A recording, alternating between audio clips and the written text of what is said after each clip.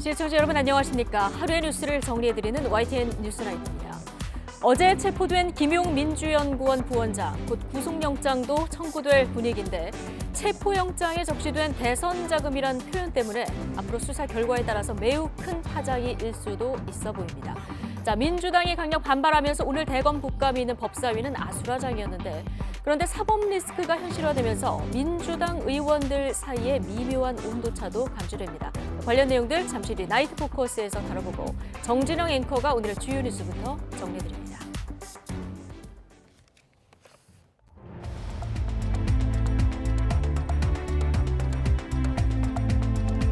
(10월 20일) 뉴스나이트 주요 뉴스입니다. 검찰이 이재명 대표의 측근 김용 민주연구원 부원장을 체포하면서 영장에 대선 자금이라는 표현을 명시한 것으로 확인됐습니다. 김 부원장에게 건너간 돈의 사용처를 일부 파악했고 이재명 대표를 겨냥한 수사라는 걸 분명히 한 것으로 풀이되고 있습니다. 이재명 민주당 대표는 이번 검찰 수사와 관련해서 대선 자금 운운하지만 불법 자금은 일원도 본 일도 쓴 일도 없다며 결백함을 주장했습니다. 또한 국가 역량을 야당 탄압에 집중하는 현실은 반드시 바꿔야 한다면서 영원한 권력은 없다고 강조했습니다. 야당 탄압이라는 민주당 반발에 윤석열 대통령은 무엇이 정당한지는 국민이 알 것이라고 말했습니다. 대통령실은 전 정부 적폐 수사는 정치적이었지만 대장동 의혹 수사는 범죄 수사라며 차별성을 강조했습니다. 계열사 빵 공장에서 여성 직원이 기계에 끼어 숨지는 사고가 발생한 이후에 SPC 측 대응이 논란을 키우고 있습니다. 사고 이튿날에는 현장만 덮어놓은 채 주변 직원들에게 계속 일을 시켜 보기가 됐었는데 이번에는 유족에게 조문객의 답례품으로 쓰라며 빵을 보냈다가 비난을 자초했습니다.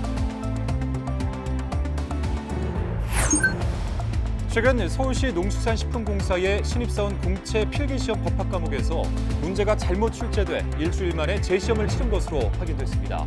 응시생들은 다른 과목 시험에 대해서도 출제 오류 의혹을 제기하고 있어서 논란은 더욱 커질 전망입니다. 특정 연도에 제조된 100원짜리 동전 24만 개를 빼돌려 고가의 시중에 팔아넘긴 한국은행 직원과 화폐 판매상이 적발됐습니다. 해당 연도에는 100원짜리 동전이 상대적으로 적게 발행돼서 수집가들 사이에서 비싸게 거래되는 점을 노린 것으로 조사됐습니다.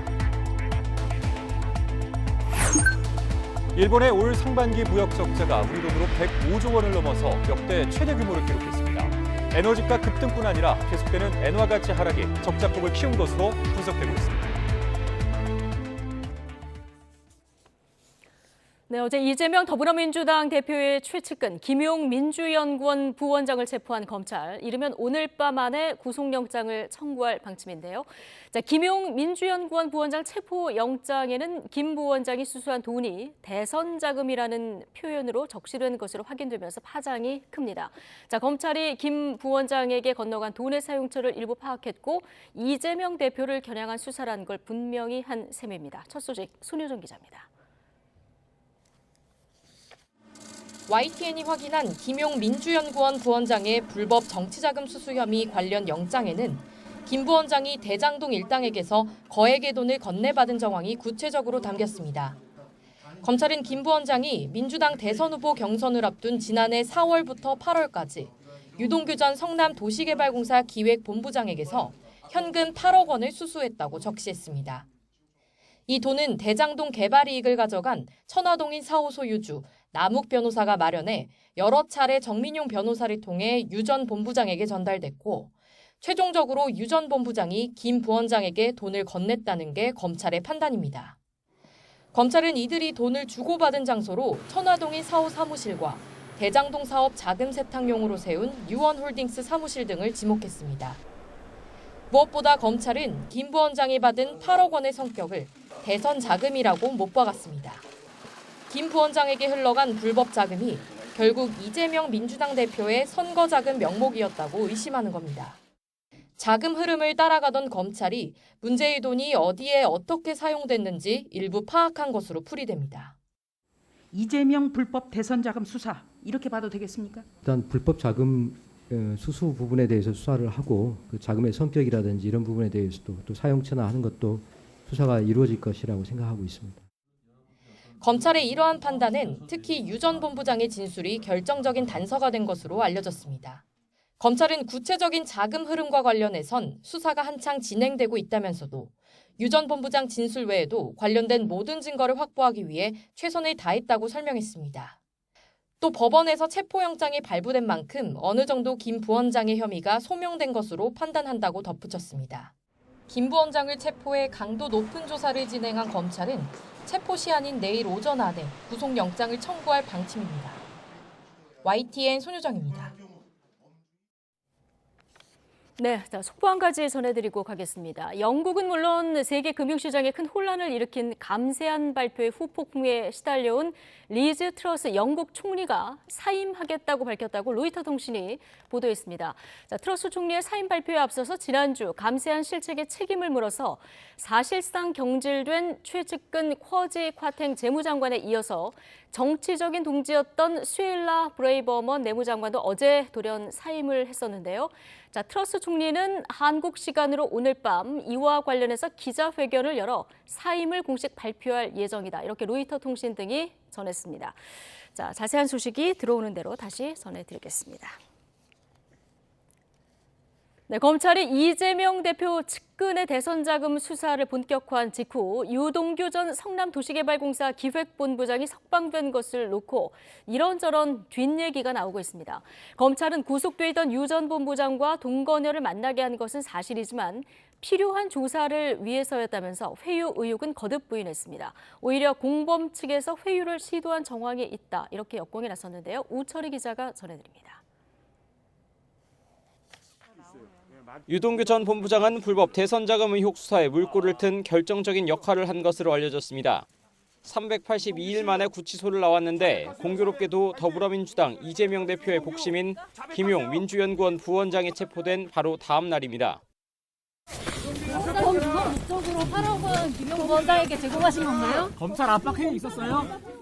검찰은 구속 연장을 위해 재판 병합을 신청하는 등 모든 조치를 했다면서도 재판부에 별도의 의견은 내지 않았습니다. 이 때문에 검찰이 석방을 미끼로 유 전 본부장을 회유했다는 의혹이 불거졌습니다. 전망컨대 석방 가능성도 있다. 이렇게 저는 생각하고 있습니다. 뇌물로 엮일 경우에 30년도 살 수 있다라는 이야기를 듣고 대단히 위축돼 있고 수감자를 불러서 뭔가 회유하고 협박하고 있는 거 아닌가. 민주당은 또 유 전 본부장이 검찰청사에서 동거녀를 만났고 변호사의 접견도 거부됐다고 주장했습니다. 검찰은 일부 사실관계는 인정하면서도 거듭 회유 의혹을 완강하게 부인했습니다. 필요한 사안의 진상규명을 위해 유 전 본부장과 동거녀를 함께 조사했을 뿐 회유를 위해 마주치게 했다는 건 수사팀 흠집내기라고 반박했습니다. 그러면서 오히려 유 전 본부장의 공범으로 판단되는 측에서 의심스러운 회유 정황이 있었다고 본다고 김용 부원장을 겨냥했습니다. 다만 본인 의사에 따라 조사를 받았다면서 일부 변호인 입회가 없었다는 점은 사실상 인정했습니다. 국정감사에 나온 이원석 검찰총장도 어느 검사가 유 전 본부장 한 사람에게 인생을 걸겠냐면서 회유 의혹에 분명하게 선을 그었습니다. 회유를 한다고 하면 오히려 구속을 시켜놓고 교정시설 안에 가둬놓고 회유를 하지 구속기간이 만료가 돼서 밖으로 나간 사람을 회유를 할 수 있겠습니까? 이원석 총장은 민주연구원 압수수색에 대해서도 권한이 아닌 의무이고 집행하지 않으면 직무유기로 책임을 져야 한다면서 민주당의 협조를 요청했습니다. 수사팀도 법질서를 부정하고 법치주의를 훼손하는 행위라면서 맹비난하고 나선 가운데 재집행 시기를 고심하고 있습니다. 검찰총장까지 극구 부인하고 나섰지만 유동규 전 본부장 출소와 관련해 여러 뒷얘기가 나오는 상황이라 회유 의혹을 둘러싼 논란은 상당 기간 이어질 것으로 보입니다. YTN 오철입니다. 어제 말을 아꼈던 이재명 대표는 오늘 자신을 겨눈 검찰 수사를 야당 탄압으로 규정하고 대선 때 불법 자금은 1원도 쓴 일이 없다. 적극 반박했습니다. 민주당은 일단 법제사법위원회를 제외하고 국정감사를 재개했는데 당내에선 예견됐던 사법 리스크란 우려의 목소리도 함께 터져나왔습니다. 박기환 기자입니다. 최측근 김용 부원장 체포와 검찰의 민주연구원 압수수색 시도로 당이 벌집을 쑤신 듯한 혼란한 상황에서 이재명 대표가 직접 입장 표명에 나섰습니다. 국정감사 도중 야당 중앙당사를 압수수색하는 일은 사상 처음이라며 정치가 아니라 탄압이라고 날을 세웠습니다. 조작으로 야당을 탄압하고 정적을 제거하고 그리고 정권을 유지하겠다 이런 생각 버려야 합니다. 우리 의원 여러분들께서 함께 힘 합쳐서 민주주의를 지켜내고 대장동 자금 8억여 원이 대선 자금으로 쓰였을 수 있다는 의혹도 일축하며 김용 부원장의 결백을 믿는다고 강조했습니다. 대선 자금 운운하는데 불법 자금은 이론 본 일도 쓴 일도 없습니다. 저는 여전히 그의 결백함을 믿습니다. 이 대표는 긴급 의원총회와 긴급 최고위원회의를 연달아 개최하며 당내 동요를 맡고 대여 투쟁 단일 대우 결속에 주력했습니다. 당 지도부도 검찰 수사를 강하게 규탄하며 이 대표를 적극적으로 엄호했습니다. 야당 당사 침탈, 야당 탄압, 정치 보복 즉각 중단하시기 바랍니다. 5년 임기 금방 갑니다. 세상은 공짜 없습니다. 뿌린 대로 거두게 돼 있습니다. 문재인 정부 인사와 이 대표를 향한 전방위 사정 바람에 민주당 내부에선 윤석열 정부 검찰을 향한 격앙된 분위기가 지배적입니다.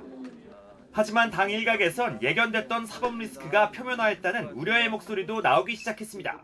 당에 누가 오는 건 안 된다. 그건 우리가 개인으로부터 당으로 전염되는 건 이거 막아야 될 거 아니냐. 구조적으로 그런 점을 생각해서 당대표 위치에 안 있는 게 좋다. 그런 주장을 했던 거죠. 민주당은 검찰 수사 대응과는 별개로 법제사법위원회를 제외한 국회 상임위 국정감사에 하루 만에 복귀했습니다. 하지만 검찰이 언제든 다시 민주당사 압수수색에 나설 수 있는 만큼 이재명 대표를 향한 수사의 향배에 따라 전국은 또다시 경랑에 휩싸일 가능성이 큽니다. YTN 박견입니다. 네, 검찰의 민주당사 압수수색 시도에 더불어민주당이 야당 탄압이라고 반발한 데 대해서 윤석열 대통령이 입을 열었습니다. 과거 여당 때를 생각하면 무엇이 정당한지 국민이 알 것이라고 일축했습니다. 자, 대통령실에선 문재인 정부의 적폐 수사는 정치적이었지만 대장동 의혹 수사는 범죄 수사라면서 차별화를 시도했습니다. 박소정 기자입니다. 검찰의 민주연구원 압수수색 시도 다음 날 더욱 관심이 쏠린 윤석열 대통령의 출근길. 야당 탄압이자 기획수사라는 반발에 대한 질문이 나오자 이렇게 답변했습니다. 지금의 야당이 여당이던 시절에 그 언론사를 상대로 며칠 동안이나 압수수색을 했던 그런 얘기가 과연 정당한 것인지 국민들이 잘 아실 거라고 생각합니다.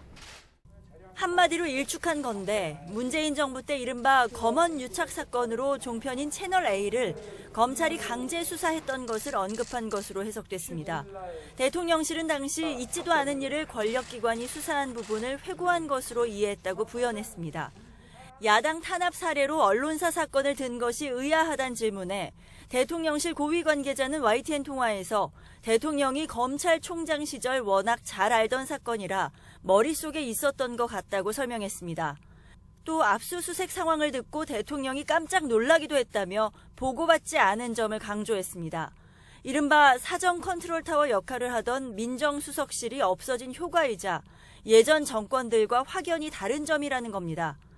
또 다른 대통령실 관계자는 YTN에 문정부 때는 적폐 수사, 그야말로 정치적 수사였다면 지금은 증거가 명백한 부패 범죄 수사라고 차별화했습니다. 이런 그 수사에 대해서는 저 역시도 언론 보도나 보고 아는 정도고 자세한 내용은 제가 수사 내용을 챙길 정도로 한가하지는 않습니다. 윤 대통령은 종북 주사파 발언 논란에 대해선 특정인을 겨냥한 말이 아니었다면서 주사파인지 아닌지는 본인이 알 거라고 말했습니다. 대통령은 헌법상 우리 헌법을 수호하고 또 국가를 보위해야 될 책임이 있는 사람이기 때문에 마치 또 거기에 대한 얘기가 나와서 대통령실은 북한을 따르는 주사파는 진보도 좌파도 아니라며 자유는 자유를 파괴할 자유까지 허락하지 않는다는 얘기를 덧붙였습니다. 또 철진한 종북몰이라는 야당 비판은 이해하기 어렵다고 반박했습니다.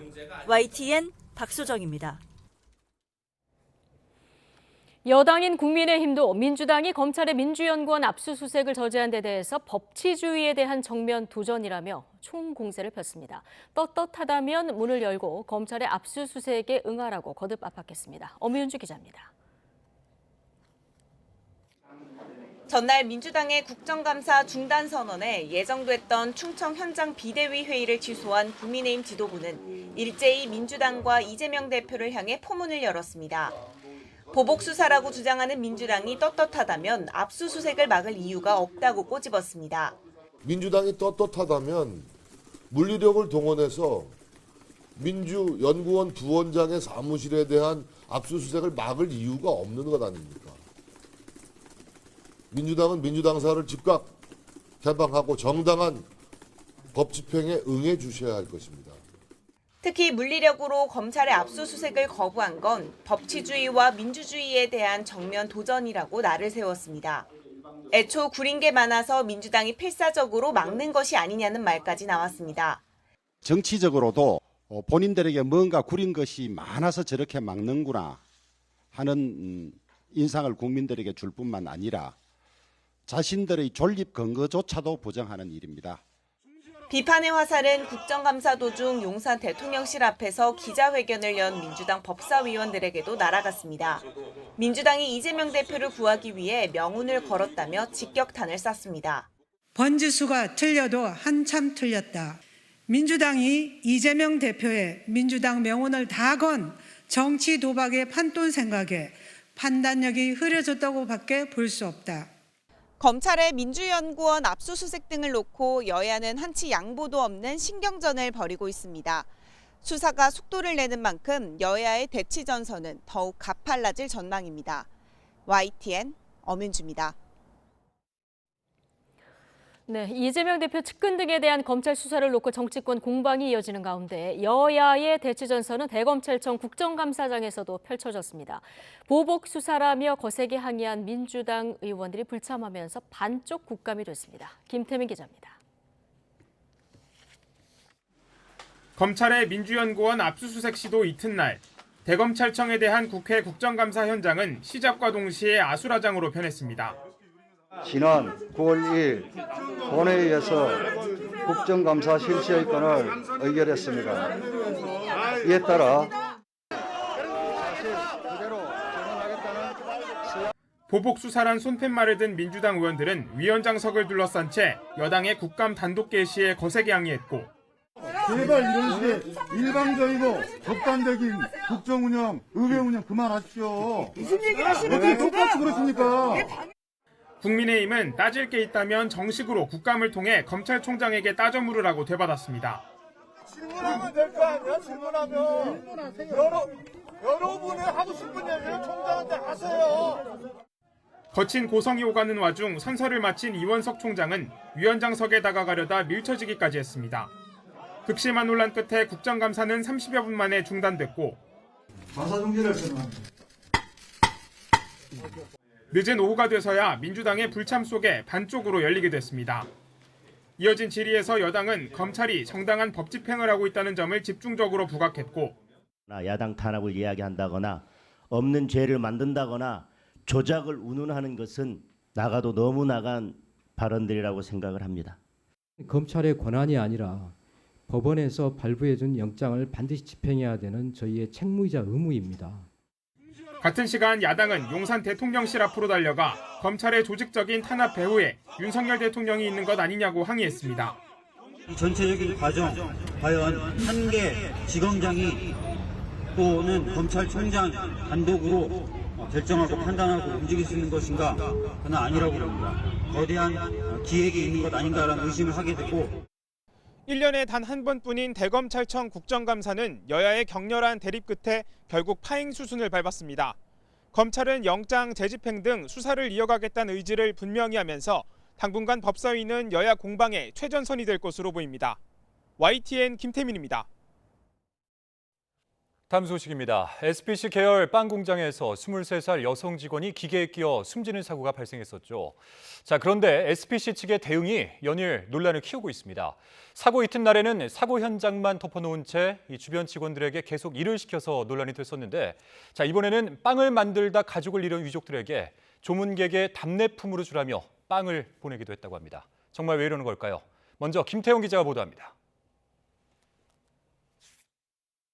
상자 안에 SPC 파리바게트 단팥빵과 땅콩 크림빵이 한가득 쌓였습니다.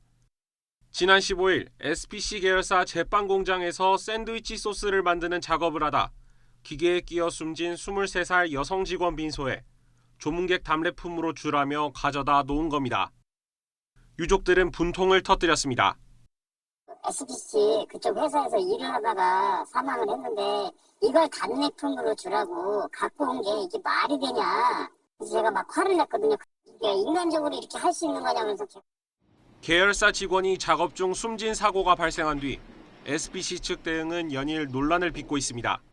사고 이튿날 해당 기계만 흰 천으로 가린 채 다른 기계로 같은 샌드위치 작업을 계속하도록 지시했다가 논란이 일자 부랴부랴 중단시키고 직원들은 휴가를 보냈습니다. 사고 현장과 같은 공간에 있는 고구마 케이크 생산 직원들도 업무가 다르다며 정상적으로 출근시키다가 노동청 권고를 받고서야 뒤늦게 휴가를 줬습니다. 그러고 이제 샌드위치 공장을 닫았잖아요. 그렇죠. 그럼 앞에 또 고구마 공장까지는 뭐 상관없다고 그러고 또 작업을 하는 거죠. 숨진 직원과 같은 층에서 일해온 다른 직원들 역시 충격과 두려움을 호소했지만 사고 이후에도 작업은 중단 없이 이어지고 있습니다. SPC 측이 참사에 충격을 받은 이들을 전혀 배려하지 못한다는 지적이 나오는 이유입니다. 아무래도 그 사고 현장을 지나갈 때 또 보게 된다면 그런 것들이 재경험이라고 하죠. 그러니까 스트레스를 높일 여지가 충분히 있고. 잇따르는 논란에도 SPC와 계열사는 관계당국 조사에 협조하고 있다는 방침 외엔 별다른 입장을 내지 않고 있습니다. SPC 본사 앞에서 열린 추모식에선 생산만 앞세우고 노동자의 안전을 무시한다는 분노의 목소리가 쏟아졌습니다. SPC가 책임 있는 안전 대책을 마련하고 직원들의 인권과 노동권을 존중할 때까지 모든 제품을 불매하겠다는 뜻도 밝혔습니다. 안전 교육조차 받지 못한 채 현장에 투입되었고 안전을 위한 인력 충원. 대학가와 온라인 등에서도 이미 불매운동 움직임이 확산하고 있는 가운데 SPC가 이번 사고에 대처하는 방식을 둘러싼 논란은 당분간 가라앉지 않을 전망입니다. YTN 김태원입니다. 윤석열 대통령은 평택 SPC 계열 제빵 공장에서 일어난 20대 노동자 사망 사고를 놓고 원인 조사도 끝나지 않은 상태에서 기계를 가동했다는 보도에 대해 경위 파악을 지시했다고 밝혔습니다. 윤 대통령은 너무나 안타까운 산재 사고라면서 사고 원인에 대한 정확한 조사도 다 되지 않은 상태에서 기계를 가동해 시민들이 굉장히 분노하고 있다는 기사를 봤다며 이같이 말했습니다. 그러면서 법이나 제도나 이윤이나 다 좋지만 사업주와 노동자가 상대를 인간적으로 살피는 최소한의 배려는 서로 하면서 사회가 굴러가야 한다고 덧붙였습니다. 경찰과 고용노동부가 제빵공장 사망 사고와 관련해서 첫 강제 수사에 나섰습니다. 고용노동부는 SPC 계열사 대표를 입건해 중대재해처벌법 위반 여부 등을 들여다보고 있습니다. 계속해서 김혜린 기자입니다. 경기 평택에 있는 제빵업체 SPL. 경찰과 고용노동부가 SPC 계열사인 이 회사 사무실과 공장을 압수수색했습니다. 지난 15일 이곳 제빵 공장에서 일하던 23살 노동자가 샌드위치 소스 혼합기에 끼어 숨진 지 닷새 만입니다. 고용노동부는 이번 사고가 혼합기 끼임 방호장치 등 기본적인 안전조치가 없어 일어난 것으로 보고 있습니다. 혼합기 9대 가운데 7대의 방호장치가 없었고 덮개도 열어놓은 거로 드러나 안전보건관리 체계가 제대로 작동됐는지 확인하고 있습니다. 특히 지난 4월에도 SPL 공장에서 비슷한 끼임 부상 사고가 2차례 일어난 것으로 드러나면서 이후 재해 재발 방지 대책이 이뤄졌는지에 대해서도 수사가 진행 중입니다. 이를 위해 고용노동부는 지난 18일 SPL 대표이사를 산업안전보건법과 중대재해처벌법 위반 혐의로 입건했습니다. 경찰도 현장 안전 책임자인 SPL 평택 공장장을 업무상 과실치사 혐의로 입건하고 공장 관계자들을 상대로 사고 경위와 관리 책임 여부를 조사하고 있습니다. 현장 노동자들은 안전사고를 방지하기 위한 2인 1조 근무와 안전교육이 제대로 이뤄지지 않았다는 의혹도 제기했습니다. 회사에서는 2인 1조라고 하지만 저희들에는 2인 1조가 아니거든요. 출근하면은 사인하라 그러죠. 한마디로 가라. 노동부는 해당 의혹에 대해서도 조사한다는 방침이지만 2인 1조 근무가 현행법상 규정된 내용은 아닌 만큼 차측이 작업 위험성을 알고 예방 조치로 2인 1조 근무 규정을 만들고도 지키지 않았는지 등이 쟁점이 될 것으로 보입니다. YTN 김혜린입니다. 며칠 전 공무직 도로보수원이 작업을 하던 중 교통사고로 숨진 것과 관련해서 충청북도가 중대재해처벌법 위반 여부를 조사받게 됐습니다. 충북 지역 지방자치단체가 중대재해처벌법 적용 대상에 오른 것은 이번이 처음인데 도지사까지 처벌 대상이 될지가 관심입니다. 이성우 기자가 전해드립니다. 소방관들이 도로 도색 차량에서 작업자를 구조하고 있습니다. 지난 18일 오후 2시쯤 충북 청주시 흥덕구 옥산면 인근 편도 2차로에서 5톤 화물차가 도로 도색 작업 중인 차량을 들이받았습니다. 이 사고로 충북 도청 소속 공무직 도로보수원 48살 A씨가 숨졌고 50대 도로보수원과 30대 운전직 공무원 2명도 크게 다쳤습니다. 사고 발생 이틀 만에 충청북도가 애도를 표하고 재발 방지를 약속하고 나섰습니다. 사고 수습과 순직 처리 등 행재정적 지원에 최선을 다하겠다며 안전에 대한 투자도 함께 늘리겠다고 덧붙였습니다. 하지만 충북도청 공무직 노동조합은 그동안 도로보수원의 안전을 위해 작업보호 차량 증차 등을 요구했지만 무산됐다고 반발했습니다. 우리도 요구를 했어요. 이달 올 연말까지 해서 매뉴얼을 작성해서 빨리빨리 해서 진행을 해서 피해팀을 꾸려서 진행을 하자 얘기를 했는데 결국 충청북도는 이 사고로 중대재해처벌법 위반 여부를 조사받게 됐습니다. 이 법은 산업 현장에서 중대재해가 발생했을 때 사업주에게 책임을 묻고 처벌하는 법으로 지자체도 적용 대상입니다. 이에 고용노동부는 작업 총괄 권한과 책임이 있는 충북도지사에게 중대재해처벌법 위반 협의 적용이 가능한지 검토하고 있습니다. 저희는 일단 잠정적으로는 그러니까 저희가 그 법적 의무를 충분히 다하였다 이렇게 현재는 판단하고 있는데 혹시라도 미진한 부분이 있는지 파악하고 있습니다. 충청북도는 이번 사고와 관련해 다른 지방자치단체의 유지관리 사례를 검토하는 등 재발 방지 대책을 마련하기로 했습니다. YTN 이성호입니다.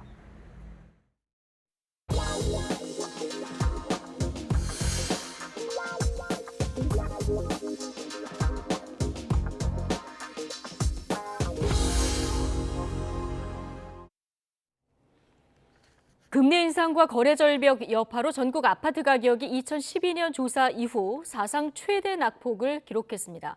이런 가운데 서울의 노른자 위로 불리는 마포에서는 1년 전 15억 원이었던 아파트가 최근 절반에 가까운 8억 원에 팔린 사례까지 나왔습니다. 이동우 기자가 취재했습니다. 지난 2001년 입주한 600여 가구 규모의 서울 마포구 염리동 아파트. 교통 여건이 우수해 전용 면적 84제곱미터가 지난해 9월 15억 4,500만 원에 거래되는데 최근 절반 가격인 8억 원에 팔렸습니다. 같은 평형대 최근 전셋값 8억 1천만 원보다 낮게 매매가 이뤄진 것입니다. 근처 중개업소들은 금리 인상과 거래 절벽 여파로 집값이 급락하는 추세이지만 믿기 어려운 거래라고 주장합니다. 세입자가 샀다는데 그러면 자기들이 거래 신고 자체가 잘못됐을 수도 있는 거고요. 보증금 빼고 해서 샀다는 얘기도 있고 현실적으로는 불가능한 금액이에요. 거래 자체가 잘 안 되는 편이에요. 하지만 이 아파트 외에도 최근 30%에서 50% 가까이 급락한 수도권 아파트는 어렵지 않게 찾아볼 수 있습니다. 실제로 이번 주 서울 아파트 가격은 지난주보다 0.27% 떨어져 2012년 6월 이후 10년 4개월 만에 가장 큰 폭으로 떨어졌습니다. 서울 아파트 가격은 지난 5월 다주택자 양도세 중과 유예로 매물이 급증한 이후에 21주 연속 하락세를 이어가고 있습니다. 전국과 수도권, 지방 아파트의 매매가와 전셋값도 시세 조사를 시작한 2012년 5월 이후 사상 최대의 낙폭을 기록했습니다. 특히 인천과 경기, 세종, 대전, 대구, 서울의 낙폭이 상대적으로 컸습니다. 전문가들은 금리 인상 기조가 바뀌지 않는 한 당분간 집값 하락은 불가피하다고 전망합니다. 가파르게 금리가 오르면서 거래 절벽 속에 추가 가격 하락이 예상돼서 일부 급금매만 거래되며 낙폭이 확대되고 있습니다. 금리 인상이 마무리될 때까지는 이러한 가격 하락이 불가피해 보입니다. 이처럼 집값이 급락하면서 깡통 전세 우려로 전세 수요가 줄어 전세값도 당분간 하락세를 피하기 어려울 것으로 보입니다. YTN 이동호입니다. 최근 자금시장 경색으로 증권사와 건설사 부도 가능성 등의 소문이 확산하자 금융감독원이 강력 대응에 나섰습니다. 금감원은 한국거래소 등과 협력해 합동 루머 단속반을 운영해 집중적으로 감시할 예정이라고 밝혔습니다. 금감원이 주목하는 건 특정 기업의 위기설, 채권시장과 관련한 근거 없는 소문을 유포하는 행위입니다. 네, 일본의 올 상반기 무역 적자가 역대 최대 규모를 기록했습니다. 에너지값 급등뿐 아니라 바닥을 모르고 추락하는 엔화 가치가 적자 폭을 키웠는데 일본 경제계는 이런 상황에 강한 위기감을 드러내고 있습니다. 도쿄에서 이경아 특파원이 전해드립니다. 지난 4월부터 9월까지 일본의 무역 적자는 105조 원을 넘었습니다. 통계가 남아있는 지난 1979년 이후 반기 기준으로 사상 최대 규모입니다. 1차적인 원인은 우크라이나 사태 이후 원유 등 에너지 값이 급등한 것입니다. 여기에 더해 엔화 가치가 기록적인 수준까지 떨어진 것이 수입품 가격을 한층 끌어올렸습니다. 32년 만에 엔달러 환율이 심리적 저지선인 150엔을 넘어서자 일본 정부는 긴장하고 있습니다. 最近のような急速で一方的な円安の進行、これは望ましくないと考えております。投機による過度な変動は絶対に容認することはできません。 일본 정부가 지난달 달러를 팔고 엔화를 사들이는 시장 개입을 단행했지만 효과는 미미했습니다. 미국이 공격적으로 금리를 올리는 반면 일본은 초저금리 정책을 고수하면서 투자자들이 엔화를 살 이유가 없어졌기 때문입니다. 경제계는 세계적인 긴축의 역행에 영국 정부가 대규모 감세안을 내세운 뒤 파운드화가 폭락한 사태를 남일이 아니라고 보고 있습니다. 根本にあるアメリカのインフレーションに基づくものだけではなくて、日本の経済力と国力にもし起因するものが少しでもあるとすると、大変それは心配であると。 내년 4월 새 일본은행 총재 취임 전까지 일본은 금융 완화를 이어갈 태세입니다. 외환 시장에서는 엔화 가치가 더 떨어져 달러당 160엔대에 이를 것이란 전망도 나옵니다. 이 때문에 올해 일본의 경상수지가 42년 만에 적자로 돌아서는 것도 현실이 될 가능성이 제기되고 있습니다. 도쿄에서 YTN 이경아입니다. 미국 달러와 초강세 등으로 중국 위안화의 달러 대비 가치가 14년여 만에 최저로 떨어졌습니다. 블룸버그 통신은 중국 역내 위안 달러 환율이 7.279 위안으로 마감했다고 전했습니다. 이는 2008년 1월 이후 가장 높은 수치로 위안화 가치가 그만큼 떨어졌다는 걸 의미합니다.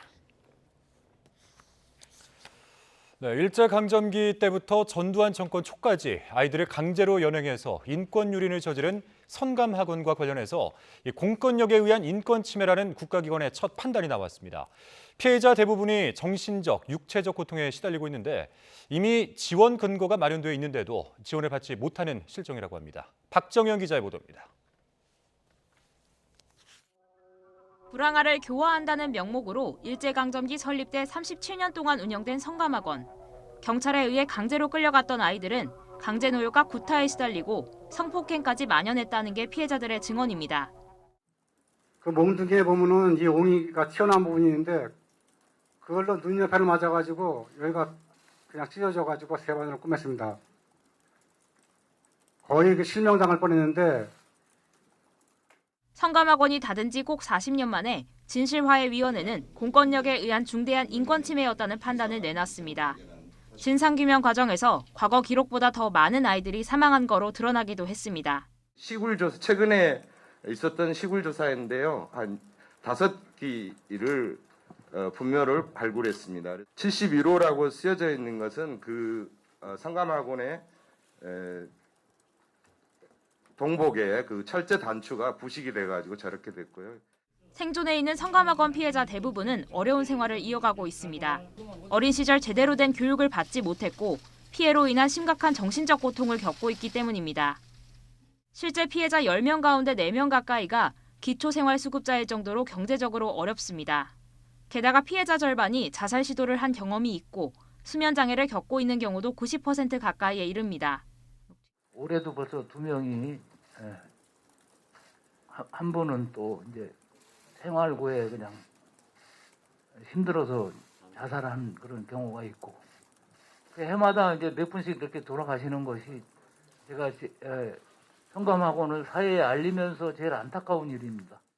해방 이후 성감학원을 운영했던 건 경기도입니다. 지난 2016년 피해자의 생활 안정 지원을 위한 조례가 어렵게 마련됐습니다. YTN이 입수한 경기도의 해당 예산 집행 내역입니다. 조례에 근거가 있는데도 피해자들의 생활지원금은 단 한 차례도 지급되지 않은 거로 확인됐습니다. 피해자들의 정서지원 사업 역시 재작년에만 상담 운영을 했고 지난해에는 동영상 4편을 제작하는 데 그쳤습니다. 진실화해의 발표 이후 경기도는 성감학원 피해자와 유족에게 사과하고 생활 안정지원금을 지급하는 방안을 적극 검토하기로 했습니다. 피해자 생활 지원을 위해 생활안전지원금 지급을 검토하고 피해자 지원센터를 설치하여 피해 지원 기능을 체계화하겠습니다. 성감학원에서 소년 시절을 보낸 피해자 대부분이 이제 60대 고령자가 됐습니다. 올해만 벌써 피해자 2명이 세상을 떠난 가운데 더는 늦지 않게 실질적인 피해 회복에 나서야 한다는 지적입니다. YTN 박장현입니다. 특정 연도에 제조한 100원짜리 동전 24만 개를 빼돌려 고가의 시중에 팔아넘긴 한국은행 직원과 화폐 판매상이 적발됐습니다. 해당 연도 동전이 희귀성 덕에 비싼 값에 팔리는 점을 노리고 범행을 저지른 것으로 조사됐습니다. 양동훈 기자가 보도합니다. 한국은행 대전 세종 충남본부에서 화폐 출고 담당자로 일하고 있는 60대 남성 A씨는 최근 한국은행 감사에 적발됐습니다. 화폐 판매상으로부터 특정 연도에 제조된 100원짜리 동전을 넘겨달라는 청탁을 받고 본인이 가진 출고 권한을 악용한 정황이 나온 겁니다. 한국은행은 이들이 지난 4월 시중은행을 이용해 동전을 빼돌렸다고 감사를 통해 밝혔습니다.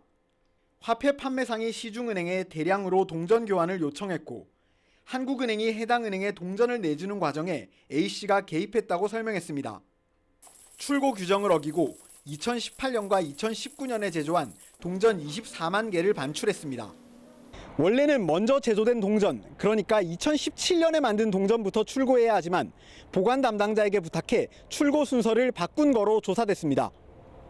알고 보니 2018년과 2019년 주화는 발행량 자체가 적은 데다 유통량도 적어 화폐 수집가들이 군침을 흘리는 상황이었습니다. 특히 비싸게 팔리는 건 아직 개봉되지 않은 상태의 미사용 동전. 실제로 한 희귀화폐 판매업자는 해당 동전을 밖으로 빼돌릴 수만 있으면 수십 배 수익이 보장된다고 이야기했습니다. 다 같아 일반적으로 수집가들은 거의 구경하기 힘들어요. 수집가들 개별 가격으로 팔면은 하나에 50배 이상 100원짜리가 5,000원 한다는 거예요. 최소한으로. 결국 범행을 모의한 판매상은 이렇게 얻은 주화의 20%가량을 액면가의 최대 80배에 달하는 금액으로 팔아 수억 원의 부당이익을 챙겼고 그중 일부를 A씨에게 넘겨준 거로 조사됐습니다. 경찰은 이들을 청탁금지법 위반과 뇌물 혐의로 입건해 조사하고 있으며 두 사람에게 구속영장을 신청하는 방안도 검토하고 있다고 밝혔습니다. 한국은행은 경찰 수사 결과가 나오면 A씨와 보관 담당자에 대한 징계를 검토할 예정입니다. YTN 양동훈입니다. 중고거래하실 분들 이번 뉴스 잘 보셔야겠습니다. 온라인에서 선입금을 요구한 뒤 물건을 보내지 않고 잠적하는 중고 사기 당해보신 분들도 계실 텐데요.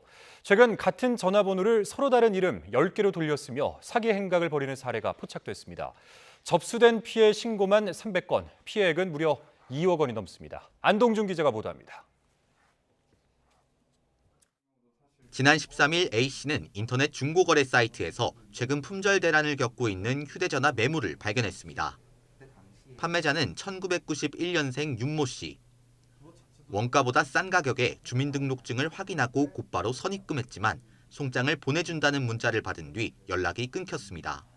이제 신분증을 당당하게 이제 보내주고 그 중고나라 카페에서 거래했던 이제 내역들이 쭉 있는데 몇 년 전부터 늘 활동을 이제 해 오신 분이길래 이제 믿고 거래를 했던 거죠.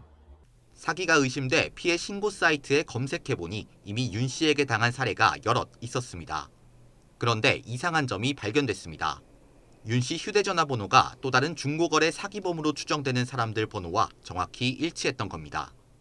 계좌번호나 휴대번호에 특정 번호가 계속 반복적으로 돼 있거나 또 휴대번호가 제가 당한 저한테 사기를 치는 사람이 다른 사람의 휴대번호로 등록돼 있는 경우도 있었고. 취재진이 피해 사례를 수집해 분석한 결과 사기범은 이름 10개로 53개 전화번호를 돌려가며 범행을 저지른 걸로 파악됐습니다. 뒷자리가 똑같은 번호도 10개나 확인됐는데 범행을 위해 일부러 같은 뒷번호를 만들어 사용한 걸로 추정됩니다. 피해자들로부터 돈을 송금받을 때도 6개 은행 계좌 29개를 번갈아 가며 이용했습니다. 인터넷 사기 피해 신고 사이트 더치트 집계 결과 이들 10명의 명의로 접수된 피해 신고만 300건에 육박하고 피해액은 2억 원이 넘었습니다. 주로 휴대전화 등 고가 상품을 미끼로 삼았지만 식사권 같은 소액 품목도 가리지 않았습니다. 당장 다음 주 아버지 생신인데도 심지어 생신도 이번에 환갑이셔서 아버지한테 고르라고 하셨거든요. 제가 라센나가 제일 좋다고 하셔가지고 아버지가 고르셨는데 황당했죠. 피해자들은 대부분 신분증과 물건 인증 사진 등만 보고 의심 없이 돈을 보냈다가 낭패를 봤습니다. 애플리케이션에 지금 현재 있는 판매자가 조금 문제가 있는 판매자가인가 아닌가를 애플리케이션에 조금 확인을 하는 그런 것들이 저는 그래도 방법 중에 하나가 아닐까 생각을 하고. 전국 20개 이상 경찰서에 동시다발적으로 신고가 접수된 데다 범행에 사용된 계좌도 많아 수사엔 시간이 걸릴 전망입니다. 전문가들은 중고거래 사기 피해를 예방하기 위해 되도록 선입금을 하지 말고 카카오톡이나 문자보다는 중고거래 사이트 시스템을 통해 거래하라고 당부했습니다. YTN 안동준입니다.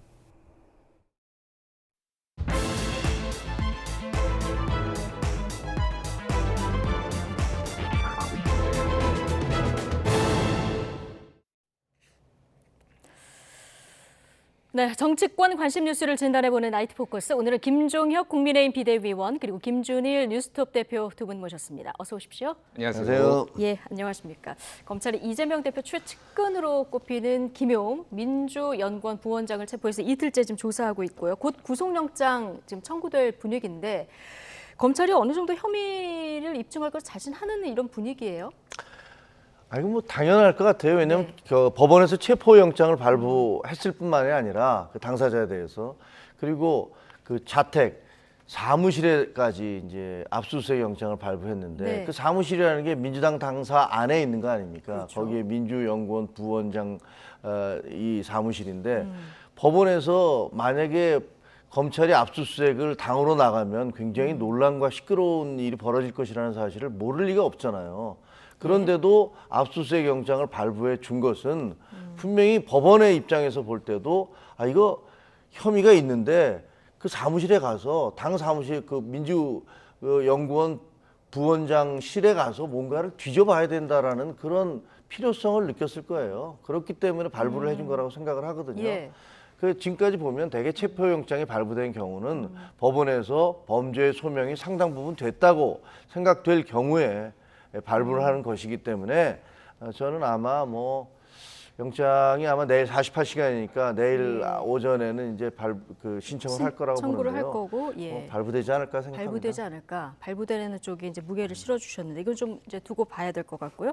근데 검찰이 보면은 돈이 전달된 시점 그리고 돈의 규모. 그리고 전달된 장소 이거를 비교적 좀 구체적으로 파악을 한 것 같은데요. 그렇죠. 이 정도로 이제 언론 보도로 이제 계속 나오는 건데 이 정도로 구체적으로 파악했다라고 하는 거는 지금 유동규 씨 이제 석방된 유동규 씨뿐만이 아니라 남욱 뭐 이렇게 하면 여러 관련된 이런 사람들이 복수로 지금 이거에 대해서 증언을 했다라고 이제 볼 수밖에 없고 이미 일단 그 전달 경로를 좀 보면 천화동인 사후 소유주인 남욱 변호사죠. 남욱 변호사가 이제 돈을 만들어서 정민용 전 성남도공 전략사업실장인데 유동규 측근으로 이제 분류가 되죠. 그리고 유동규 본부장에게 전달이 되고 마지막으로 김용. 자, 지금 이재명 캠프 당시 총괄 부본부장에게 전달됐다. 이렇게 보고 있는 건데요. 예.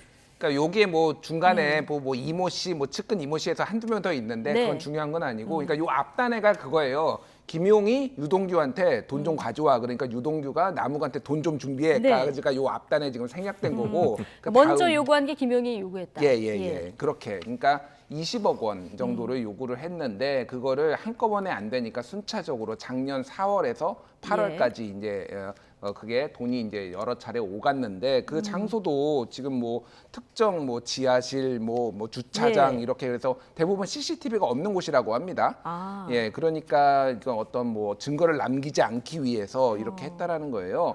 그래서 지금 사실은 이제 정황적으로는 매우 증언으로는 유력한데 이게 정말로 지금 그러면은 어떤 증거를 잡았느냐는 아직 조금 미지수인 것 같아요. 그렇죠. 저희가 이제 예. 증거하면은 가장 확실하게 생각할 수 있는 게 지금 말씀하신 CCTV인데 예. 이게 없는 곳을 골랐다 검찰은 이렇게 보고 있다면은 검찰이 어떤 증거를 어떻게 확보했을까 이 부분이 좀 관건이 되겠군요. 그래서 이제 8억 정도 되면은 이게 현금으로 오갔으면은 금액이 좀 커지면 어쨌든 추적이 될 가능성이 높아요. 어느 은행에서 바꿔가지고 그럼 예. 그 일련 번호가 조금은 들어가거든요. 그래서 지금 그 부분을 아마 검찰에서는 같이 보고 있을 텐데 지금 어디까지 지금 검찰이 증거 이제 돈의 자금 흐름까지는 봤는지는 아직 좀 지켜봐야 되겠지만은 현재로서는 증언으로서 지금 유력하게 보고 영장도 청구하고 이렇게 지금 가고 있다 이렇게 봐야 될 것 같습니다. 예.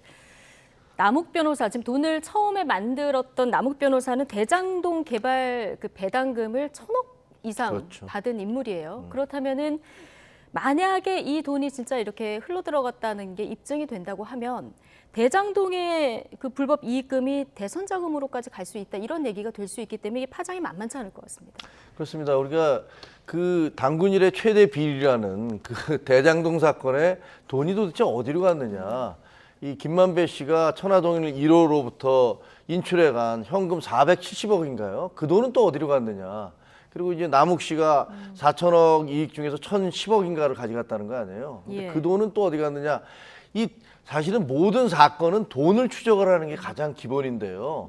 이게 사건이 처음 터졌을 때 지난 정권에서 그 부분에 대한 돈의 흐름에 대한 추적이 제대로 안 됐어요. 그래서 사실 이제 정권이 바뀐 다음에 좀 어려움을 겪고 있는 게 아닌가 생각이 들지만 어쨌든 만약에 그 시기가 지금 김용 씨한테 돈이 간 시기가 작년 4월에서 8월 그러니까 경선 치르기 바로 직전이었단 네. 말이에요. 20억을 요구를 했는데 8억이 전달된 상황에서 8월 달에 대장동 사건이 언론에 보도되기 시작하니까 그게 중단된 거고 그렇다면 이제 지금 궁금한 게 그거예요. 혹시 저거 대선 자금으로 선거 자금으로 안 쓰고 그냥 본인이 다 어떻게 쓴 거 아니야? 이렇게 의심할 수도 있잖아요. 그런데 대개의 경우 이재명 대표와 같은 이재명 의원과 같은 카리스마가 굉장히 강한 그런 리더잖아요. 그 밑에 있는 거기서 평생을 그러니까 평생이 아니라는 게 뭐 한 20년 가까이 예. 수족처럼 일하던 사람이 자기 보스 모르게 그것을 돈을 받아다가 예. 혼자 쓴다? 저는 여태까지 기자 생활을 하면서 그런 걸 본 적이 없습니다. 예. 그러니까 아마 그게 분명히 전달됐을 가능성이 크고 문제는 거기 어디에 쓰였느냐 여기에 이제 초점이 맞춰지겠죠. 네, 이런 합리적 의심이 들 수밖에 없다 이렇게 말씀해 주셨는데 어쨌든 검찰이 아직까지 이제 주장인 거고요. 이거는 이제 앞으로 더 수사 상황도 지켜봐야 되는데 자, 체포영장에 이 돈의 성격이 이제 대선 자금이다 이렇게 딱 적시가 돼 있단 말이죠. 이렇게 보면 검찰의 지금 맨 마지막 궁극적인 칼끝은 이재명 대표를 향하고 있다 이렇게 봐도 되는 겁니까? 이재명 대표를 향하고 있죠. 네. 다만 이제 대선 자금에 그러면은 영장에 적시돼 있으니까 증거를 확보했느냐 이거는 저는 아닌 것 같습니다. 조금 왜 거리가 있냐면은 네. 이거는 지금 현재 정황으로 봤을 때는 증언에서 나온 거잖아요. 그러니까 대선 자금이라고 해서 줬다라는 것까지는 나왔는데 이게 지금 어떻게 받아가지고 어떻게 쓰였는지에 대해서는 아직 검찰이 더 수사를 해봐야 되는 상황인 것 같아요. 그러니까 이거를 증명하는 거는 약간 난이도가 있다라는 네. 거고 좀 중요한 게 있습니다. 아까 전에 절대 이를테면은 뭐 중간에 가로챌 리가 없다. 저도 그렇게 생각을 해요. 그 예전에 그 이재명 대표가 그 김용 의원 이제 후보로 출마를 할 때 보면은 굉장히 쓰임새가 많은 사람이다. 네. 그 도구라는 단어를 써요. 보통 도구는 이제 무슨 개신교에서 하나님의 도구다 뭐 이런 걸 빼놓고는 제가 도구라는 단어를 사람을 평가하면서 말하는 건 처음 봤습니다. 근데 중요한 거는 그런 거예요. 그러니까 굉장히 믿음직한 사람이에요. 조금 히스토리를 말씀드리면은, 그러니까 김용하고 유동규하고 시작이 굉장히 비슷했어요. 무슨 얘기냐면은 유동규 같은 경우에는 분당에 있는 재개발 추진 조합장이었고요. 김용 같은 경우에는 리모델링 추진 조합장으로 비슷한 시기에 만났습니다. 이재명. 근데 둘의 운명이 갈렸어요. 그 김용 같은 경우에는 그렇게 시작해서 성남 시의원을 2번을 하고 경기도 대변인으로 해서 소위 말하는 정치 공동체, 정치적 운명을 같이 하는 공동체로 갔고요. 유동규 같은 경우에는 이제 성남 시설관리공단 기획본부장으로 갔다가 그게 도시개발공사로 바뀌죠. 그래서 약간 여기는 이익공동체, 경제공동체 쪽으로 갔어요. 그래서 사실 이익공동체 같은 경우에는 본인한테 이익이 안 되면은 언제든지 뭐 배신 등을 돌릴 수 있어요. 그래서 지금 이 상황이 굉장히 어려워지니까 그러니까 뭐 이거를 좋은 의미든 나쁜 의미든 어쨌든 이재명하고 등을 돌렸다 이렇게 해석이 되는데 김용 같은 경우에는 경제 공동체가 아니라 정치 공동체예요. 정치적 운명을 같이 한다라고 한다라면은 알 수는 없으나 이거를 끝까지 이제 본인이 안고 갈 가능성이 있어요. 근데 대선 자금으로 안 쓰였을 가능성을 제가 왜 말씀을 드리냐면은 시점이 굉장히 애매합니다. 왜냐하면은 작년 9월에 이 화천대유가 딱 터졌어요. 그렇죠. 정확하게는 그 경기 경제신문이라는 곳에서 칼럼이 나왔는데 그 8월 31일이었거든요. 그게 나오고 그 다음에 9월 17일에 이재명 대표가 나는 한 푼도 안 먹었다, 안 받았다. 1원이라도 받았으면 정계 은퇴하겠다라고 했어요. 그래서 4월부터 8월까지 받은 거잖아요. 그 다음부터 안 받은 거잖아요. 그런데 문제는 돈을 언제부터 본격적으로 쓰냐. 그러니까 이 민주당이 내부 경선을 시작한 게 6월 28일부터 30일까지 공모를 받았거든요. 후보 등록을 받았거든요. 근데 이게 수년이 돼버립니다. 코로나 때문에. 그래가지고 9월 4일부터 지역, 대전, 충청 지역 이제 순회를 시작해요. 근데 보십시오. 그럼 8월 30일 돈을 보통 본격적으로 쓰려면은 선거 운동을 본격적으로 해야 됐대잖아요. 8월 31일에 이 칼럼이 나오면서 올스톱이 되잖아요. 쓸 수가 없었겠네요.